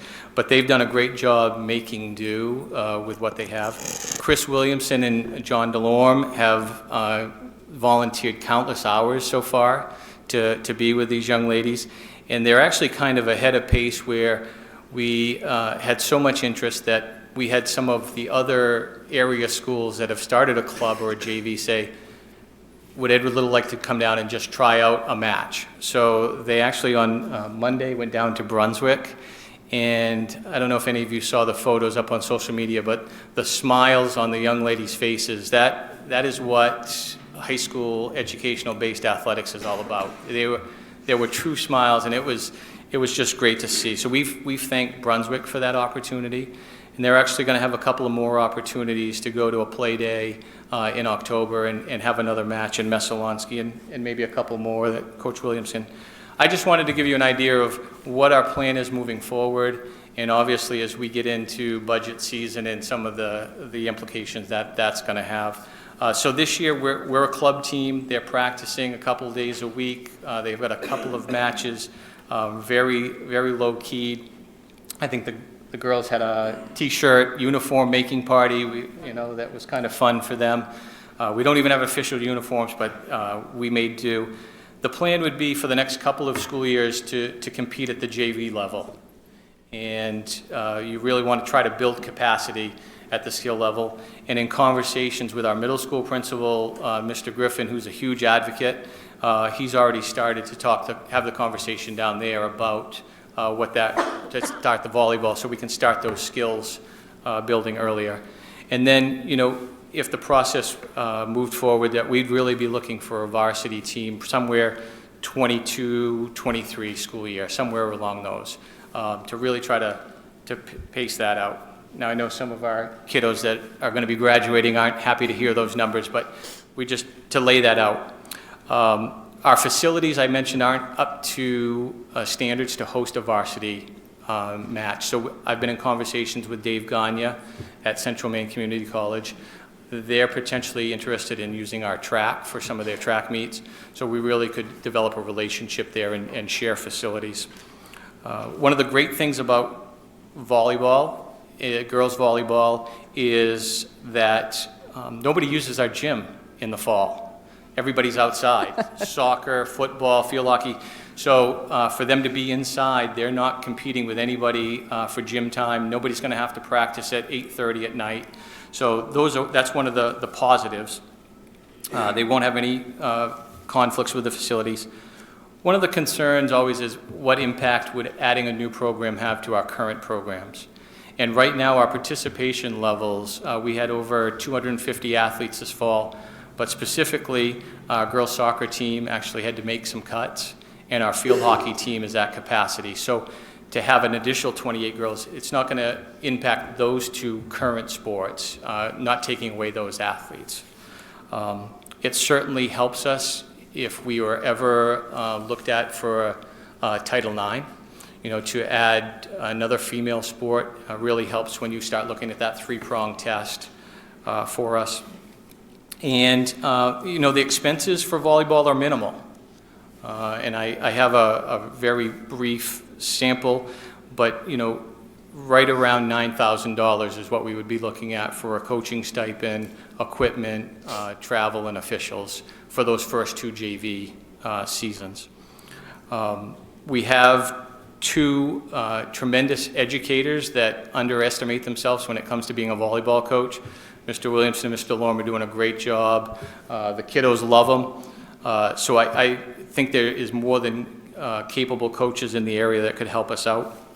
And I think the benefit to the school system, once again, I'm preaching to the choir here, you folks know that the more our kids are involved, all the statistics are out there. They achieve better in the classroom, their attendance at school is better, all of those things. So anything that we can continue to do to hook our students in to school and be a positive for them.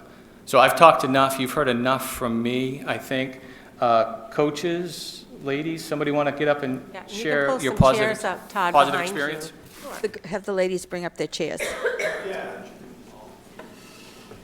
Will the new high school be equipped to host a volleyball match? For the new high school? Yes, we've talked about volleyball. Okay, 'cause- Being the new gym, we've talked about having where you can put the stands in. Circle right in, ladies. Bring your chairs in.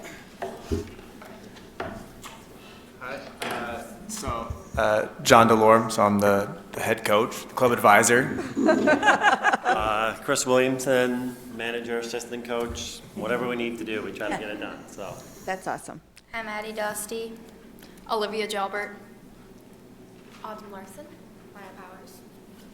So, it's a pretty unique, I think, good story, a heartwarming story. It's been about 5 weeks or so. I counted today. We've had 14 practices, and we've had one away game so far. We have a lot of positives to go through. It certainly is a nice thing to hear about some positives, for, the school year. So we have about consistently between 25 to 30 girls showing up every practice. We practice Monday through Thursday, sometimes on Fridays. After school in the gym. We had a game on Monday, and but we'll talk about things, but I kind of want the girls to talk about how they feel about it and how they started the process and how they're going through it and all the work they've done. So I'll let the girls tell their story. Pull that mic right up close to you. Pull it right over. Is that good? Okay, so I actually had the idea of starting it with Becca Bassett, one of our players, and then I started to continue it even more this year.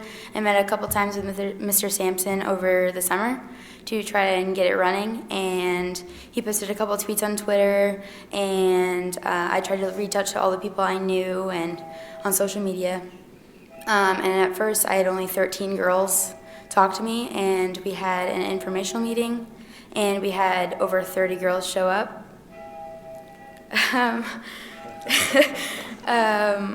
And it's just been a really amazing experience to see all of the girls grow and how much they've learned over the past 4 weeks. Like, I didn't think that we would be able to go over to a game and win a set. And did you win? We won a set.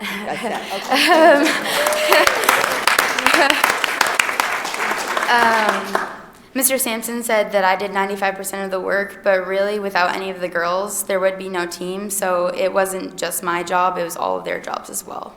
So I just want to add that. And what year are you? I'm a junior. Anybody else? You going to pass it on? Sure. Okay. I'm Olivia Gelbert. I'm a senior at EL. And I first heard about the team last year, and I was really excited, but I was really excited for this year to start, knowing that we would have more consistent practices and chances to compete with other schools. And I'm really proud of how far this team has come in just a short amount of time, and adding on and having this for more years and more experience for the coaches, I think it could go really far. Great.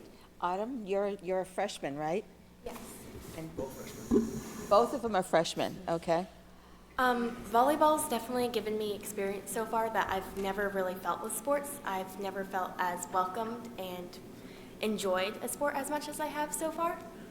There's such a great sense of community, and then the teacher, coaches, and other players are extremely supportive, and it's just the most amazing bond I've ever had with other people. That's great. Do you? Thank you, Autumn. When Addie first came up to me, I think it was the beginning of this year, she talked about how excited she was about starting a volleyball team.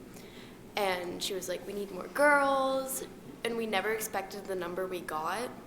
Having upwards of 30 girls play is amazing. And just as Autumn said, it is such a community, it's so much fun. Like, during the game, it was just, despite our mistakes, which there were a lot, it was just such a sense of community, and we had so much fun, and we just kept encouraging each other to do better, and I think that's a very, very big part of our team that really makes us who we are. Had any of you played before? No. You had? Okay. You may or may not know Addie's my stepdaughter, so she's been plugging this for a long time. I've been teaching and living in Auburn most of my life. We went to North Carolina for a few years. We came back last year, and volleyball was really big down south. And literally, there were about 70 girls trying out for a JV team at our high school down there. 74. Very detail-oriented. But Addie's drive and determination and her will to go meet administrators and go see Mr. Rooney or Mr. Sampson at any time, just going to get all that together. And it's amazing. The girls talk about camaraderie, and there's a really diverse group of girls on this team. It's not, it really fills a niche with the fall sports that the girls that didn't make a team or just want to try something new. It's a unique opportunity, like I think the girls had stated. So I'm very proud of it, and Coach DeLorme stepping up and helping too has just been wonderful. So we're slated to go to Greeley, Messalonsky, and Brunswick again. So it's a fast-growing sport, and we're excited that Little is a part of that.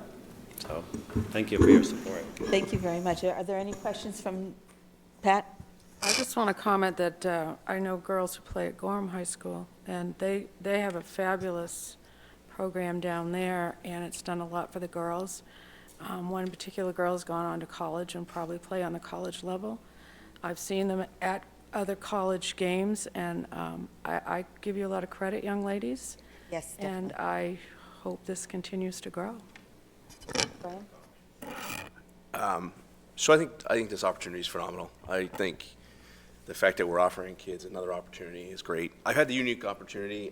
To play with them? Not to play with them, because I wouldn't want to play against that. Come on down. But I've had the unique opportunity to kind of hear about all the things that she's been doing behind the scenes, and what's been going on, setting up the matches, and what Chris and Todd mentioned, countless hours of putting in effort. And I'm impressed just by the fact that, like I said, it's being student-led. It's turned into a club team. There's been a lot of students that are wanting to play. It's not impacting other sports. I think it's just a phenomenal idea. So. I think it's great, too. Anybody else? Oh, great. Well done. Thank you very much. Well for done. coming.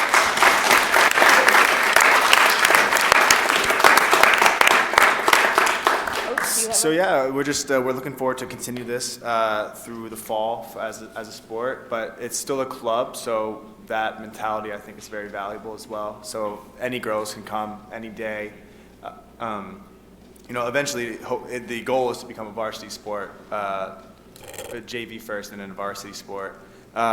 We don't know fully the timetable of that. Will require budgeting for that, but we would like that to happen as soon as possible. I think the consistent amount of girls and a consistent amount of freshmen who are doing it is a good sign. I was talking with the Brunswick and how long it took them to become a team. They said it usually takes about 2 or 3 years. And they look for who is actually coming. So I have a list of all the girls who are there, and the amount of freshmen and sophomores is mostly dominated by freshmen and sophomores, which is a good sign, so that it'll become sustainable. We do have some goals for fundraising. We will have a bottle drive this weekend, and we want to do some other fundraising, like fun activities, maybe a parent versus team night, or a staff versus team day during the Spear Week or something like that. But we're hopeful for the future, and we kind of look for your support as we progress with the story of this team. So be on a lookout for us. What time of day do you practice? What time? We do 3:15 to 4:45 Monday through Thursday. Good. Good luck to you girls, and thank you very much for coming tonight, and what a lot of good work everybody's done. Thank you very much. So thank you.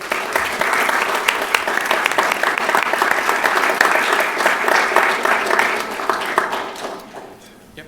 And one final thing, we did have, they did make their own T-shirts for their match. We did have an anonymous donor come forward and is going to purchase them some shirts for their next 2 matches. So the community is really behind us.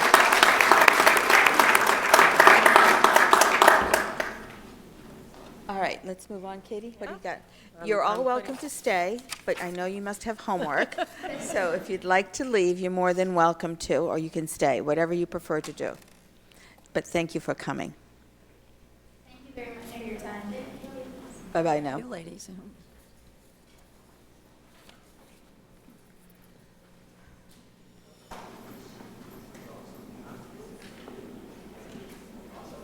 So the next agenda item is talking about the state data comparisons that I was asked to put together. And so I'm going to hand out copies of that. I'm just going to do a short little overview of what the different columns mean, and we have plenty to hand out. I'm going to keep one for myself.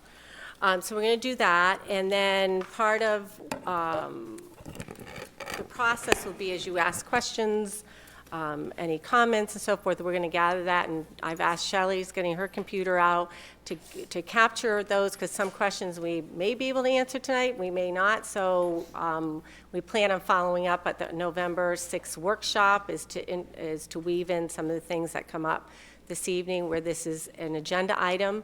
We'll be talking more at our workshop at the first meeting in November. So just to go through, the Maine DOE has definitions of what each of these are, and so just a quick overview that when you see economically disadvantaged percentage, those are students that qualify for free and reduced lunch.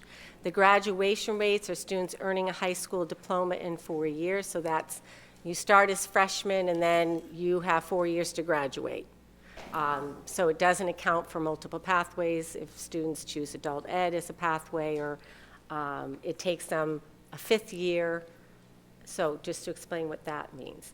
The English language arts proficiency, that's based on the MEA assessment that's given out to grades 3 through 8.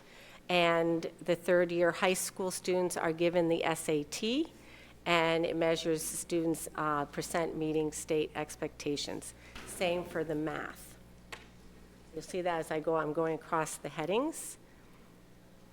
Then the chronically absent is gathered for kindergarten through 12th grade students, and it's based students absent for 10% or more of the days enrolled, excused, or unexcused. So, for example, we ran our numbers at the end of September. So a student who missed more than 2.3 days starts to go into that category. So it takes 10% of the days students are tracked for how many days in attendance. So this is the big push on attendance matters, and this is how it's measured by the state. The per pupil spending is the amount of money spent on each student at each school from the following categories: instruction excluding tuition, support services for students, improvement of instruction, instructional staff training, library and educational media services, instructional related technology, school administration, operation and maintenance of plant. So you can go on the website and look deeper on what all of that calculations, but just to give that all the districts are compared in that way. Students with disability or children with disabilities who require special education and related services. English learners are students with a primary or home language other than English, and homeless students are an elementary or secondary school student who lacks a fixed, regular, and adequate nighttime residence. This is right off the website that this is state and federal laws require that all students participate in a summative assessment in designated content areas and grades. These assessments are a single data point and do not fully demonstrate what a student can do. Summative assessments should be used in conjunction with local assessments and other measures.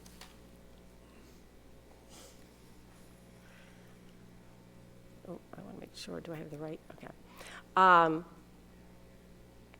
So we covered, so we do, for those new to this, school committee has this data reports. So last December, we went through all the MEA data, and we will do that again when they are ready for release with the public. We will do that again. So this was what, remember, this is 17-18 data.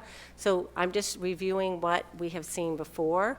And so Fairview was at or above state averages in English language arts and also in math. And then you can see where the other schools were in relation to the data. I'm just kind of reviewing to get a big picture. We also talked at school committee around grade 5 science, which is not on the comparison data, but we had Fairview, Park Avenue, Sherwood Heights score above state average in science. And then, you know, you're seeing big picture, which is the overall district.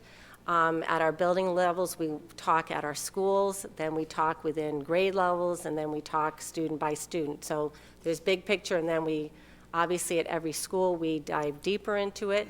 So we highlighted last year that East Auburn, Fairview, and Sherwood Heights had grade levels that scored above the state average in math. And at East Auburn, Fairview, and Park Avenue, we had grade levels that scored above the state average. We highlighted that the non-economically disadvantaged subgroup scored above the state average. We also highlighted that Walton and Washburn had subgroups that scored above the state average, and that the MEA at ELHS, which is the SAT, had improvements from the previous year, going from 19.14% to 25.21% in math, and 39.51% to 44.12% in literacy. So those are the highlights from last year. Last year's school focus, we did, and EL is here if you want to hear more about this, but the efforts to increase the completion rate, the graduation rate, the analysis of results to inform instruction and provide targeted interventions. We use all our data, the STAR data, classroom data, the MEA data to guide our school improvement plans, which our schools and teachers are working on right now, and our administrator and teacher PDCAs, which are their plan, do, check, and adjust work that this is the time of year when they're putting those together. And then we worked on lessons and curriculum units designed to engage students in a more rigorous, complex tasks as we're looking at what they're being asked through our measurements. We also did work on outside factors to address, with available resources, poverty, attendance, and truancy. We also started 3 district-level groups last year, which was the Parent Advisory Group, a district positive behavior intervention support team, and, as you reported, Pat, the CIA group, Curriculum Instruction Assessment team that started last year, and that complemented the PEPG group, which is the group that oversees the teacher evaluation, the teacher and principal framework, instructional framework that we use with eye observation. So those were the additions last year. We also increased informational text reading and analysis emphasized at the elementary level, and we continue to work on summer slide address and expanded our kindergarten jump start programming for students. So it's hard to see, I know, because it's a big chart, but you have them in front of you. So we're opening it up for conversation. Shelley's going to grab any questions. If there are questions, the team is here, we can answer. We may capture them and report back out. All right, so anybody come up to the table and ask any questions? And school committee too. So anybody on the school committee? And what are we doing to deal with the chronically absent from school? Right.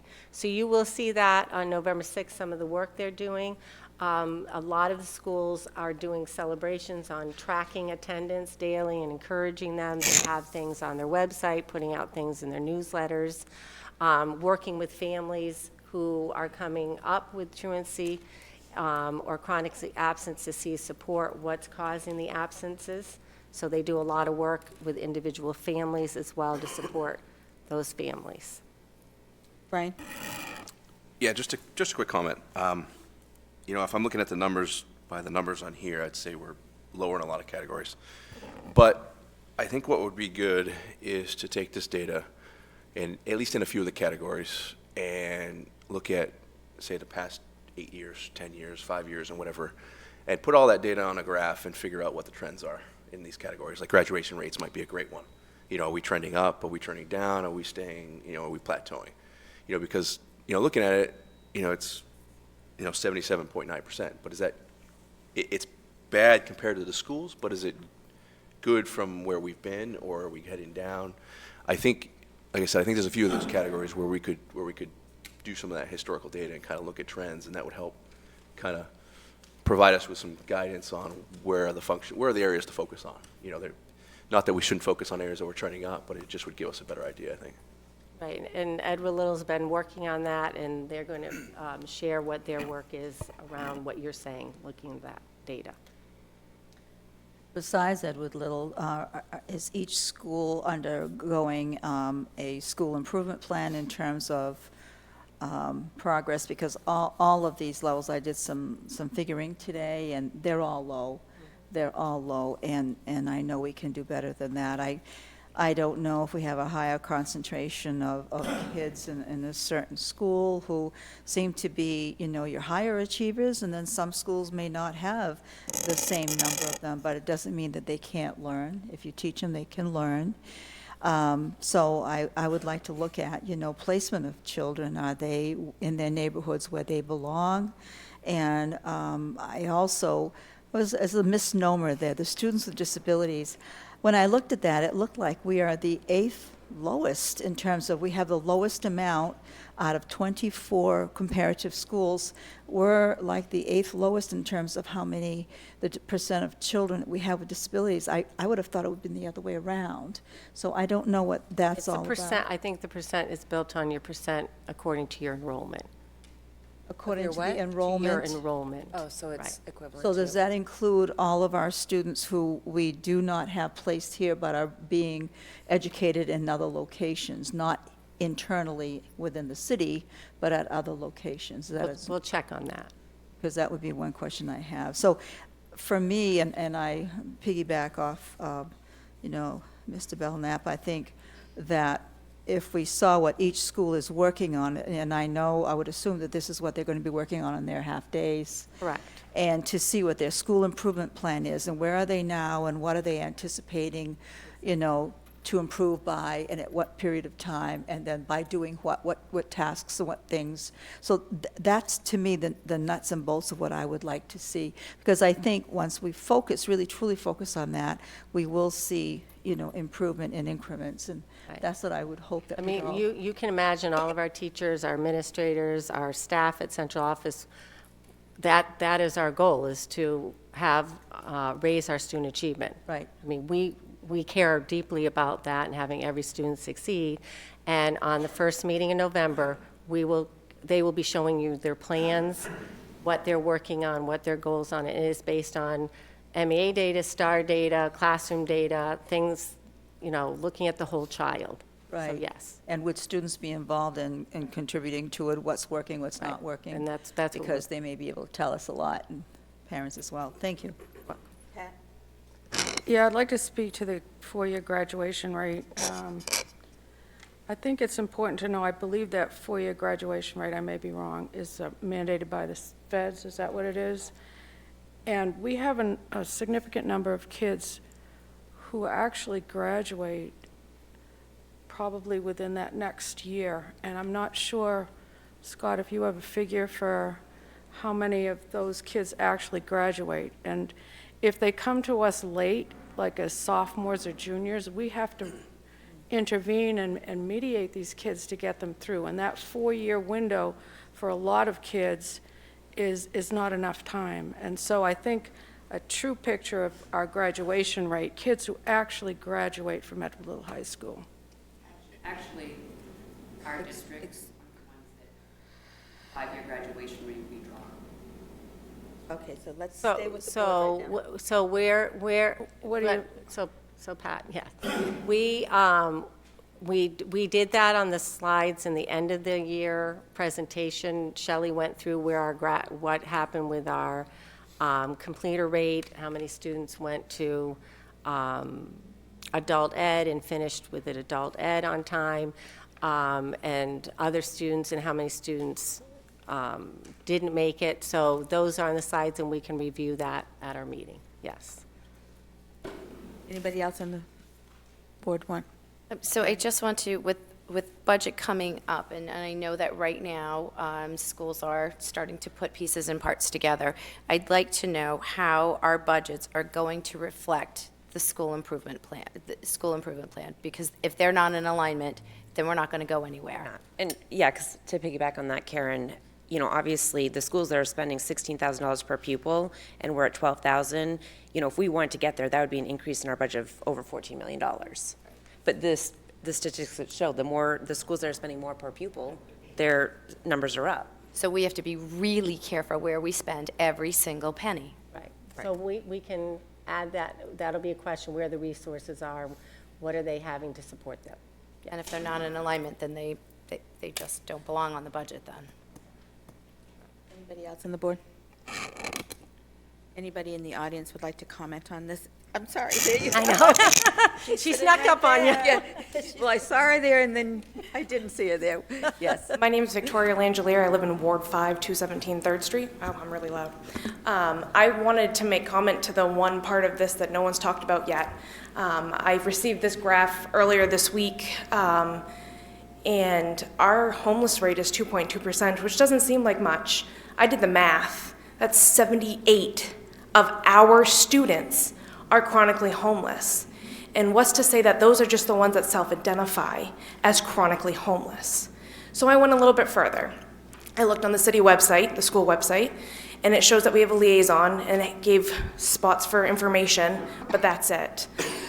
Only some children in the schools know where the school's food pantry is, know where they can get clothes, know where they can get food for their siblings because they don't have any at home on the weekend.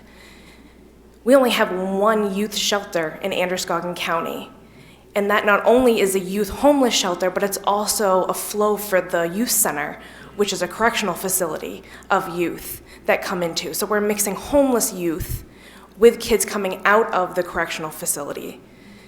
In the state, we only have 10 homeless shelters for families and youth, and only 3 to 4, depending on how you spin it, for just youth. This is something that's staggering to me as a taxpayer and heartbreaking to me as a mom, that we have so many children in our community, and what are we doing about it? No one wants to talk about it. We need to roll our sleeves up, start getting our hands dirty, and start making the uncomfortable conversations out in the light. Thank you. Thank you. Anybody else like to speak at this time?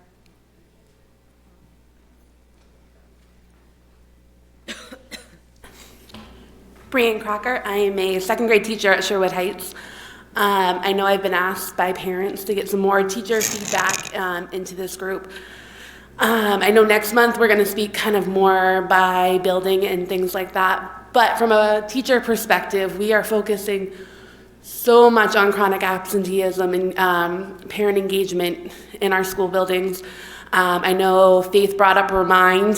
I use Class Dojo. It's a great way to try to get parents to feel comfortable enough to engage in conversations. I think if you ask any teacher across the district, they're going to say those absent kids are the ones that are the hardest to reach. They're the hardest when they're not there and they miss the most. So I think teachers we're very aware of the issue. We're working across the district, and we encourage, that conversation to go across. We're trying to be part of this community along with everybody. I don't live in Auburn, but my heart is here with all of my kids, so we're open to that. Thank you very much. Can I follow up with you? Just a quick question. Have teachers had any training on the differences just in your language? Sort of when a child comes into school, instead of asking, where were you yesterday? Maybe the language of, I'm so glad you're here. Yeah, Have you absolutely. had some direct conversations Yeah, like that? we've had some training on trauma-informed classrooms. A lot of our high poverty kids also have a lot of trauma. I know at Sherwood we're doing a book group right now on helping kids with poverty and behavior in mind. I think a lot of teachers who are self-driven to see this kind of thing. When I do a daily check-in, so they can high five, they can get a hug in the morning, and if a kid's not there, the next day it's, I'm so glad to see you, we missed you yesterday. I had 3 kids out yesterday, and I connected with their parents, and we really miss them. Is there anything you need? It's just trying to open those doors that, it's not, you're in trouble for not being here, or trying to make it uncomfortable. It's what can we do to help you? Because we want to see you in the classroom. Thank you. Anybody else? Yeah. No? Okay, thank you. Anybody else would like to speak at this time?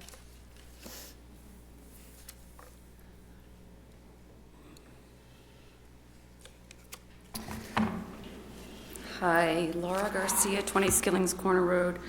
I'd just like to reinforce what Mr. Belknap said with regard to the district comparisons. I think in order for this to be helpful, it would really need to be seen in the context of like a 10-year window, 5-10-year window. There's an old expression, figures lie and liars figure. The idea being that numbers can be manipulated, and in order for data to be reliable, and it's never necessarily a reflection of the truth, but for it to be somewhat reliable, it needs to be gathered over time, looked at in the context of time. So what that is a snapshot, and it doesn't tell us whether we're doing better today than we were 3 years ago, 5 years ago, 10 years ago. And along those lines, Superintendent Grondin, when you were giving your presentation at the beginning, a couple of things struck me. There was a lot of talk about the bright spots. And I think it's great to celebrate the successes, but in light of the struggles that we're having as a district, I think some of our attention as a school committee needs to be directed at asking for information about where we need to be making improvements, where the hurdles are, where the problems are. We can sit here all day long and talk about all the bright spots, but that's not going to help the kids that are falling through the cracks, falling behind. And the only way we reach them is if we start identifying who they are, what the problems are, and we start directing resources and a plan for that. So that brings me to the next point. You did talk about some of the things that the district has been doing to try to address some of the issues. And I guess, again, I am kind of curious. We might put a plan in place, or Superintendent Grondin and her staff may decide that we're going to try to tackle absenteeism a certain way. I would encourage the school committee to start asking questions about how are we measuring the success of those initiatives, because we can sit here all day long and talk about what's been put in place, but it may be meaningless. It may have no impact. Which brings me also to Ms. Matthews' point about a limited amount of resources. You can look at it one way and say, well, that means, you know, if we just had more money, we'd have better results. Or you can look at it as we have a limited amount of money, so we better spend it wisely. So a couple of final points. One is looking at this chart, I would draw everybody's attention to Bangor. I'm from that area. Didn't go to Bangor High, went to Orono High, but I found it interesting because I did go through these, and I'm from Maine, and I've been to many of these places. And again, I think it can be very easy to get caught up in the narrative of different demographics, more poverty, this kind of thing. And I think that can make us complacent. I think it's important for us to actively look for where people are doing better than we are with the same issues. And Bangor, it's interesting to me that they have a very similar enrollment. They have a substantial amount of economically disadvantaged students like we do, and yet their graduation rate is actually significantly higher than ours, as well as their proficiency for both math and English. They have a similar absenteeism rate.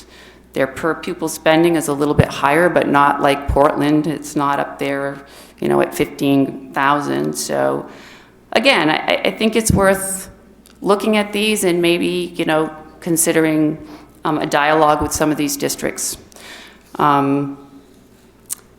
And, you know, I've been attending the meetings now for some time, and of course, the PBL debate had me very engaged in kind of what the impact was.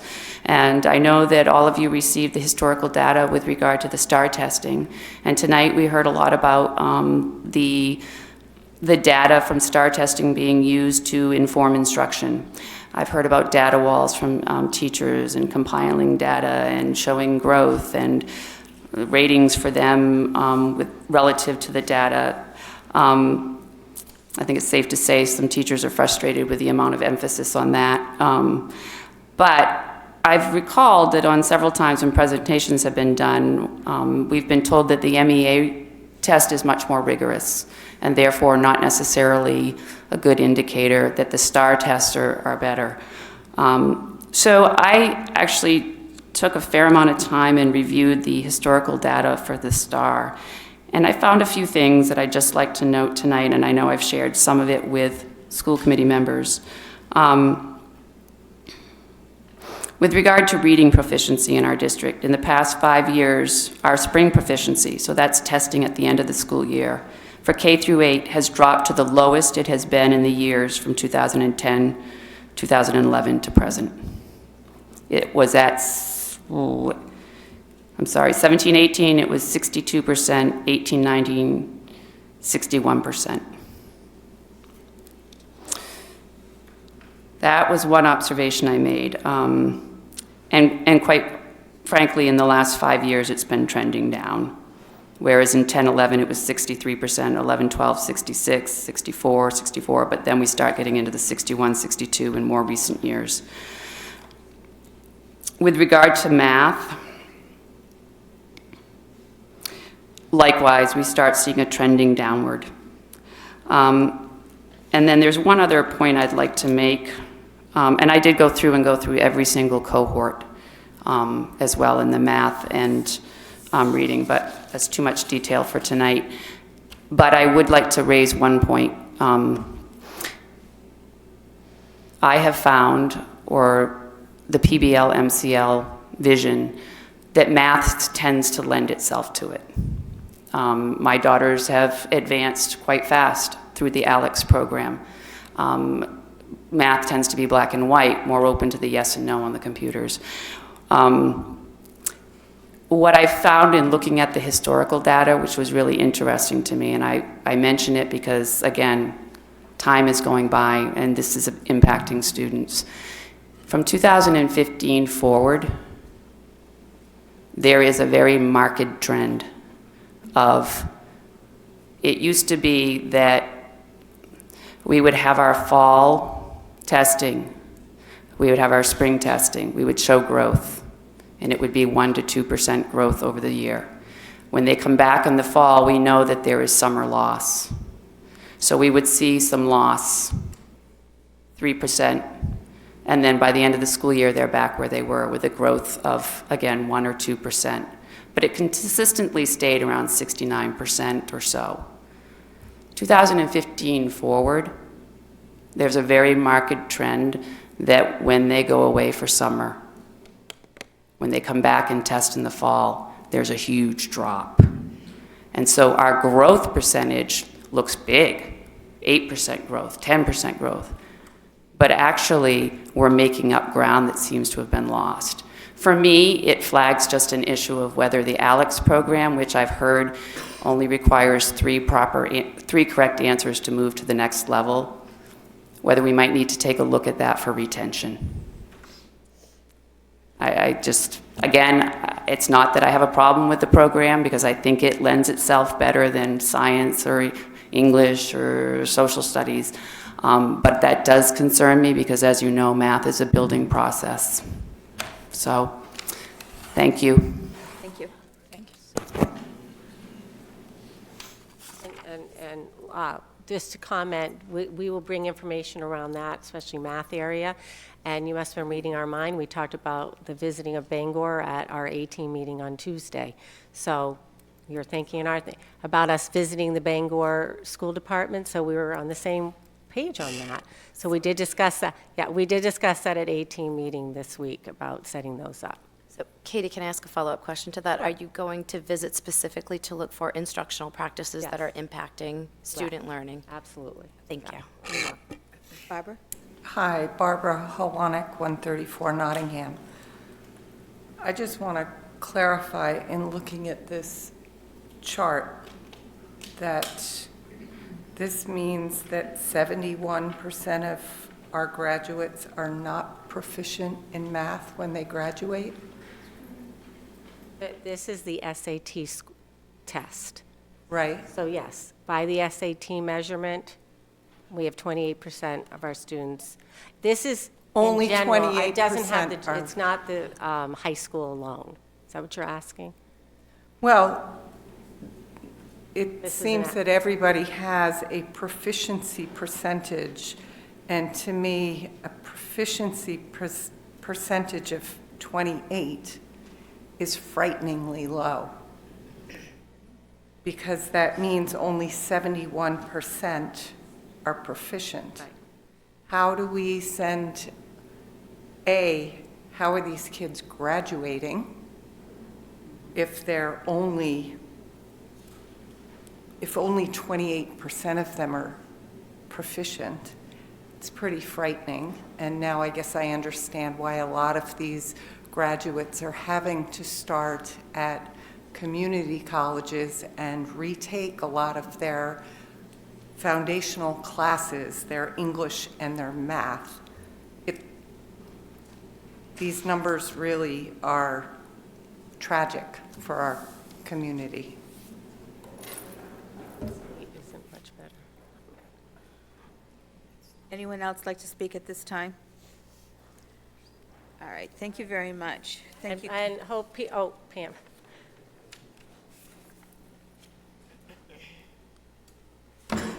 Hi, my name is Pam Hart. I live at 106 Lake Street. I just have a question.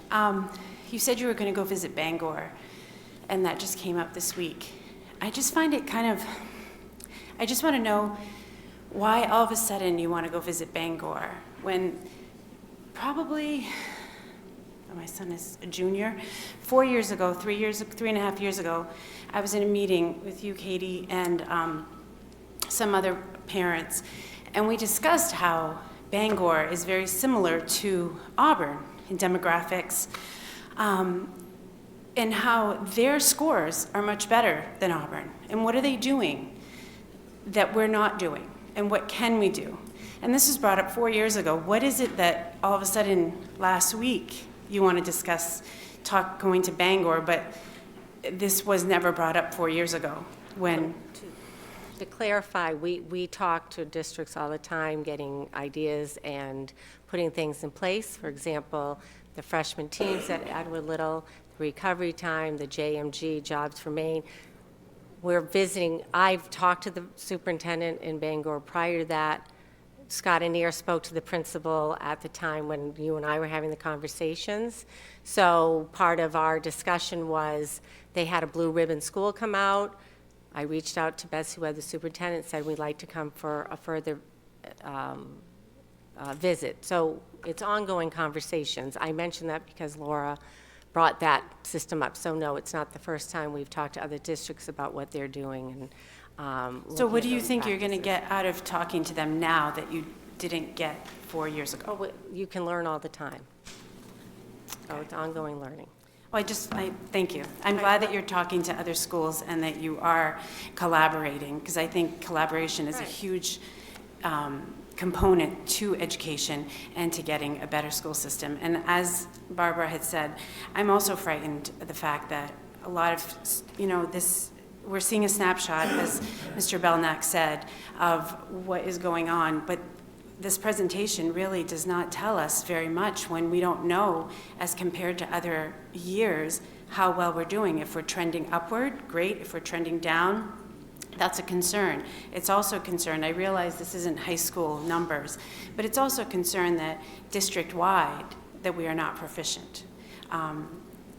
It's a concern to me. I mean, I know my children are okay, they're doing well, but for all the other kids in this system, that's a big concern for me. And I think that everybody should be proficient. Thank you. Anybody else would like to speak at this time? Just one more, I'm sorry. Okay. What goes into the per pupil spending? How does that get calculated? So the state, this is all state-driven, this data. So the state pulls our data from our expenditures that we have to report to the state. So they are taking that from all the different school departments, and that's what the calculation is. So it includes teacher salaries, Right. all of those sorts of Yes. data points. Okay. At this time, I'll close the public part of this. Any questions, any more questions from the board? So more to come on the first meeting in November. I think it's 6, for a workshop at 6. The next one, agenda item, is solar energy savings opportunity. We wanted to make sure you were aware of what's going on with solar in the state and how the Auburn School Department is going to be participating in an upcoming RFP. So Adam put together a memo that was in your packet. So Adam, do you want to just review? This is more of just an FYI. There'll be more information coming as the process goes through. Adam? Right, so as I talked about in the memo, just at a very high level, with some changes in legislation, there's more opportunities for renewable energy projects in Maine, solar being a big part of that. So we'd heard a lot of talk about things going on. So I met with Competitive Energy Services, which is the broker we've used for many years in securing our utility pricing. And they are doing a large RFP where they're seeking development of solar projects. And the way it works is it's not Auburn School Department doing a solar project. It is these developers doing projects and being able to pass along these tax credits to interested parties that may partner with them. And so at no commitment to us, we're joining in with the first RFP that Competitive Energy Services is rolling out this month. From talking with our rep at Competitive Energy Services, he feels there's some real value to being in this first wave. You have the heavy hitters in here. You have the entire University of Maine system, the Maine Community College system, LL Bean, City of Portland, et cetera. So we've joined that RFP. They'll be coming forward with some results in a couple months, and we'll have a detailed proposal to bring to you at that time. And the school committee can vote whether we'd like to enter into what would be a 20-year contract with the solar developer to, at the end of the day, what we're trying to do is save money on our electricity cost. And they projected conservatively 20 to 40,000 annual savings by utilizing something like this. So more to come. As Katie said, this is more of an FYI. And when the time comes, we'll bring that to you. Charlie from Competitive Energy will probably come and present that. So are there any questions at this point about that process? Thank you, Adam. The next part is annually we elect a delegate to the MSBA Annual Delegate Assembly. And this person will get feedback from the board at the next meeting regarding the resolutions that are being brought forward by the Maine School Board Association. You have 2 members attending the conference in October, and that's Pat Gucci and Bonnie Hayes. So I don't know if either one of them are interested in being the delegate. No, thank you. I think you were last year. Yes. Pat, are you interested? It sounds It's like by default, you know, it's like the last person to sign up. You need 2? Yeah. Did you say you needed 2? No, you just need just one. one. They vote with all the other delegates from school departments. So you'll fill me in on what I have to do, right? Right, the next meeting, the board will give you feedback on voting, and I'm going to give you the resolutions in a moment. I remember from last year, okay. Right, I remember last year we had a big debate on who was going to be the delegate. So we just need a motion to nominate Pat, because I have to send it in to them. There's a form that has to be sent in. So moved. Second. All in favor? Well, Okay, all opposed? All right, Pat, you are a delegate. Okay. I'm giving you out the resolutions for you to be thinking about. So let me give you those. And then they will also be in the packet for the next meeting. They're online too, if you want to look at MSBA. And yeah, I don't know if I have extras, but you can have mine after if you want. Okay. But the resolutions, just so a lot of it is about social media, interesting enough. But the Maine School Board Association is going to be talking about staff use of social media, school board use of social media, legislative focus on students and board-teacher relations. So, and also around CTE funding restoration. So just read these and come back with where you would like Pat to be voting at the conference. So it's time for you to read and think about why are they recommending these resolutions. It tells you what the rationale is about it, okay? So more to come on that. I think you talked about election of the acting. You were going to hold that till next time? No, the vice chair. Vice chair, okay. All right. So at this time, I'm opening up the floor here for nominations for the acting vice chair. I'd nominate Alfreda Fournier. Anybody else? I'm going to nominate Faith. Anybody else? Okay, at this time, then I'll close it on it. Any discussion? Girls, ladies, would you like to say anything?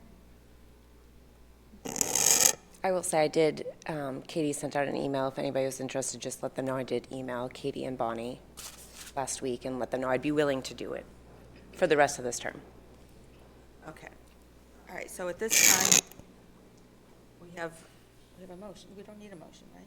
We No. just have the nominations. Nominations. So at this time, any, Voting. yes. Yeah, move to vote and take each person, I think is what you've done before. Right. So at this time, all in favor of Frida Fournier, please? 2, 3.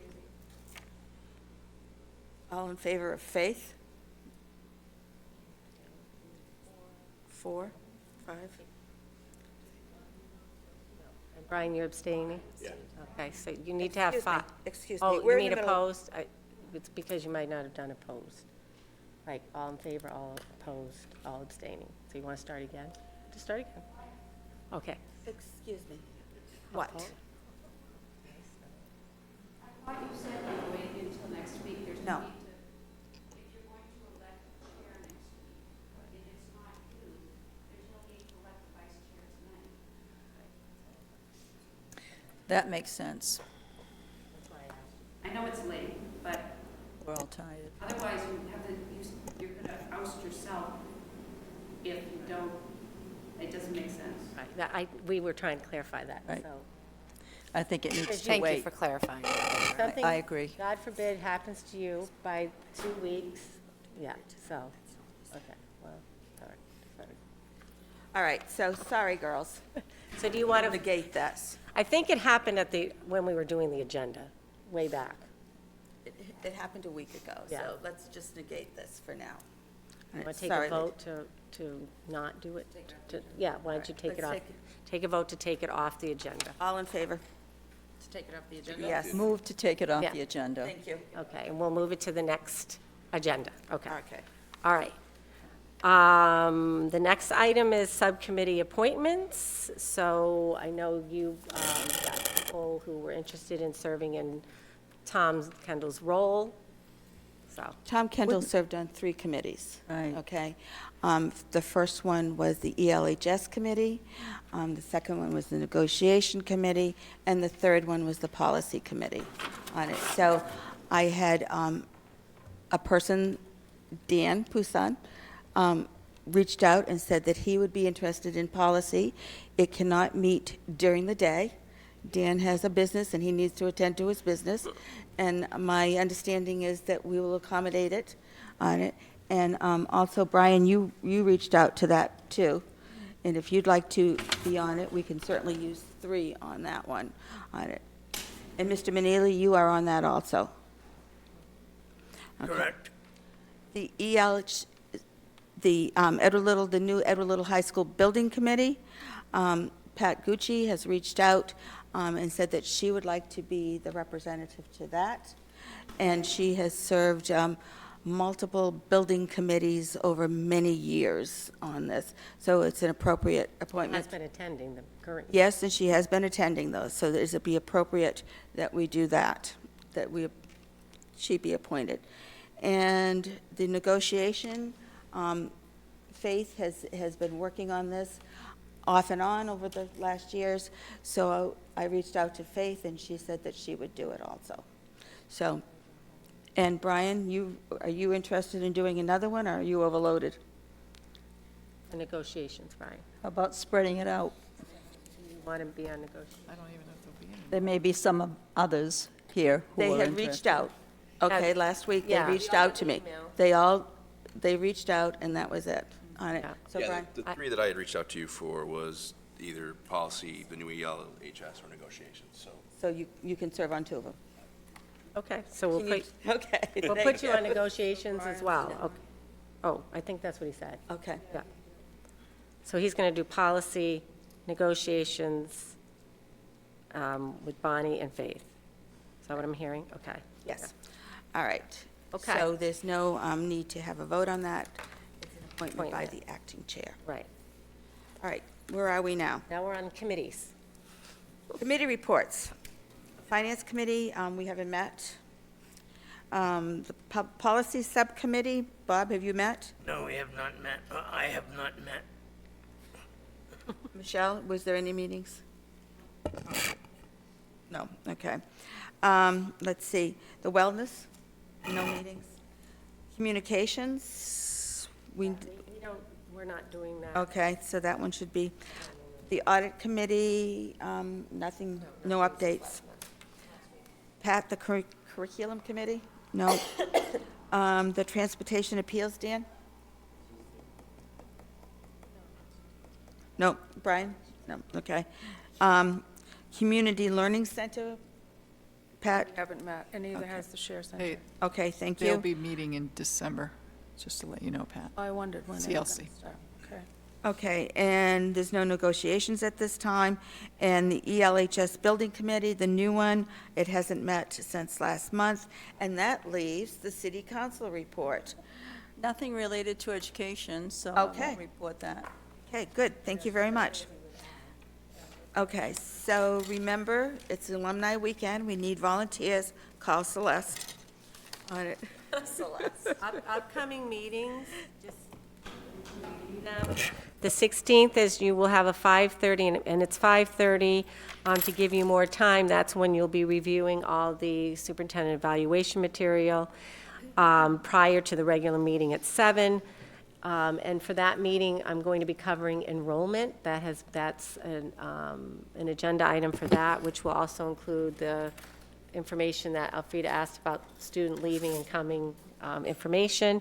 Then October 30th, there's a special meeting executive session for superintendent evaluation. November 6th at 6, I've already talked about that. We'll be going over school improvement plans and a lot of the things that you brought up tonight.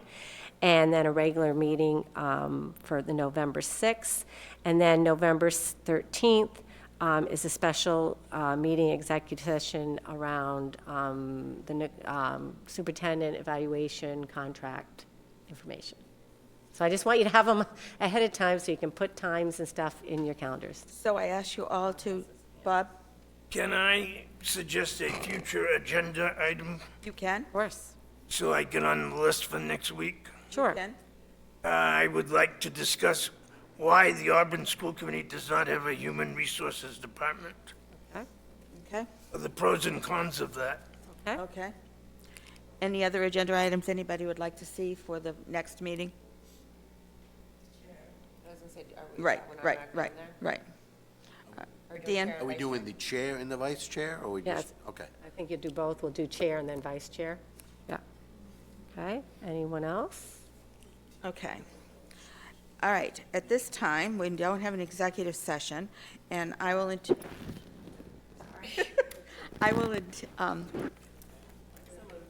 thank you for adjournment. Second. All right, thank you. All We are those in adjourned. favor? All those in favor, we're done. Thank you very much.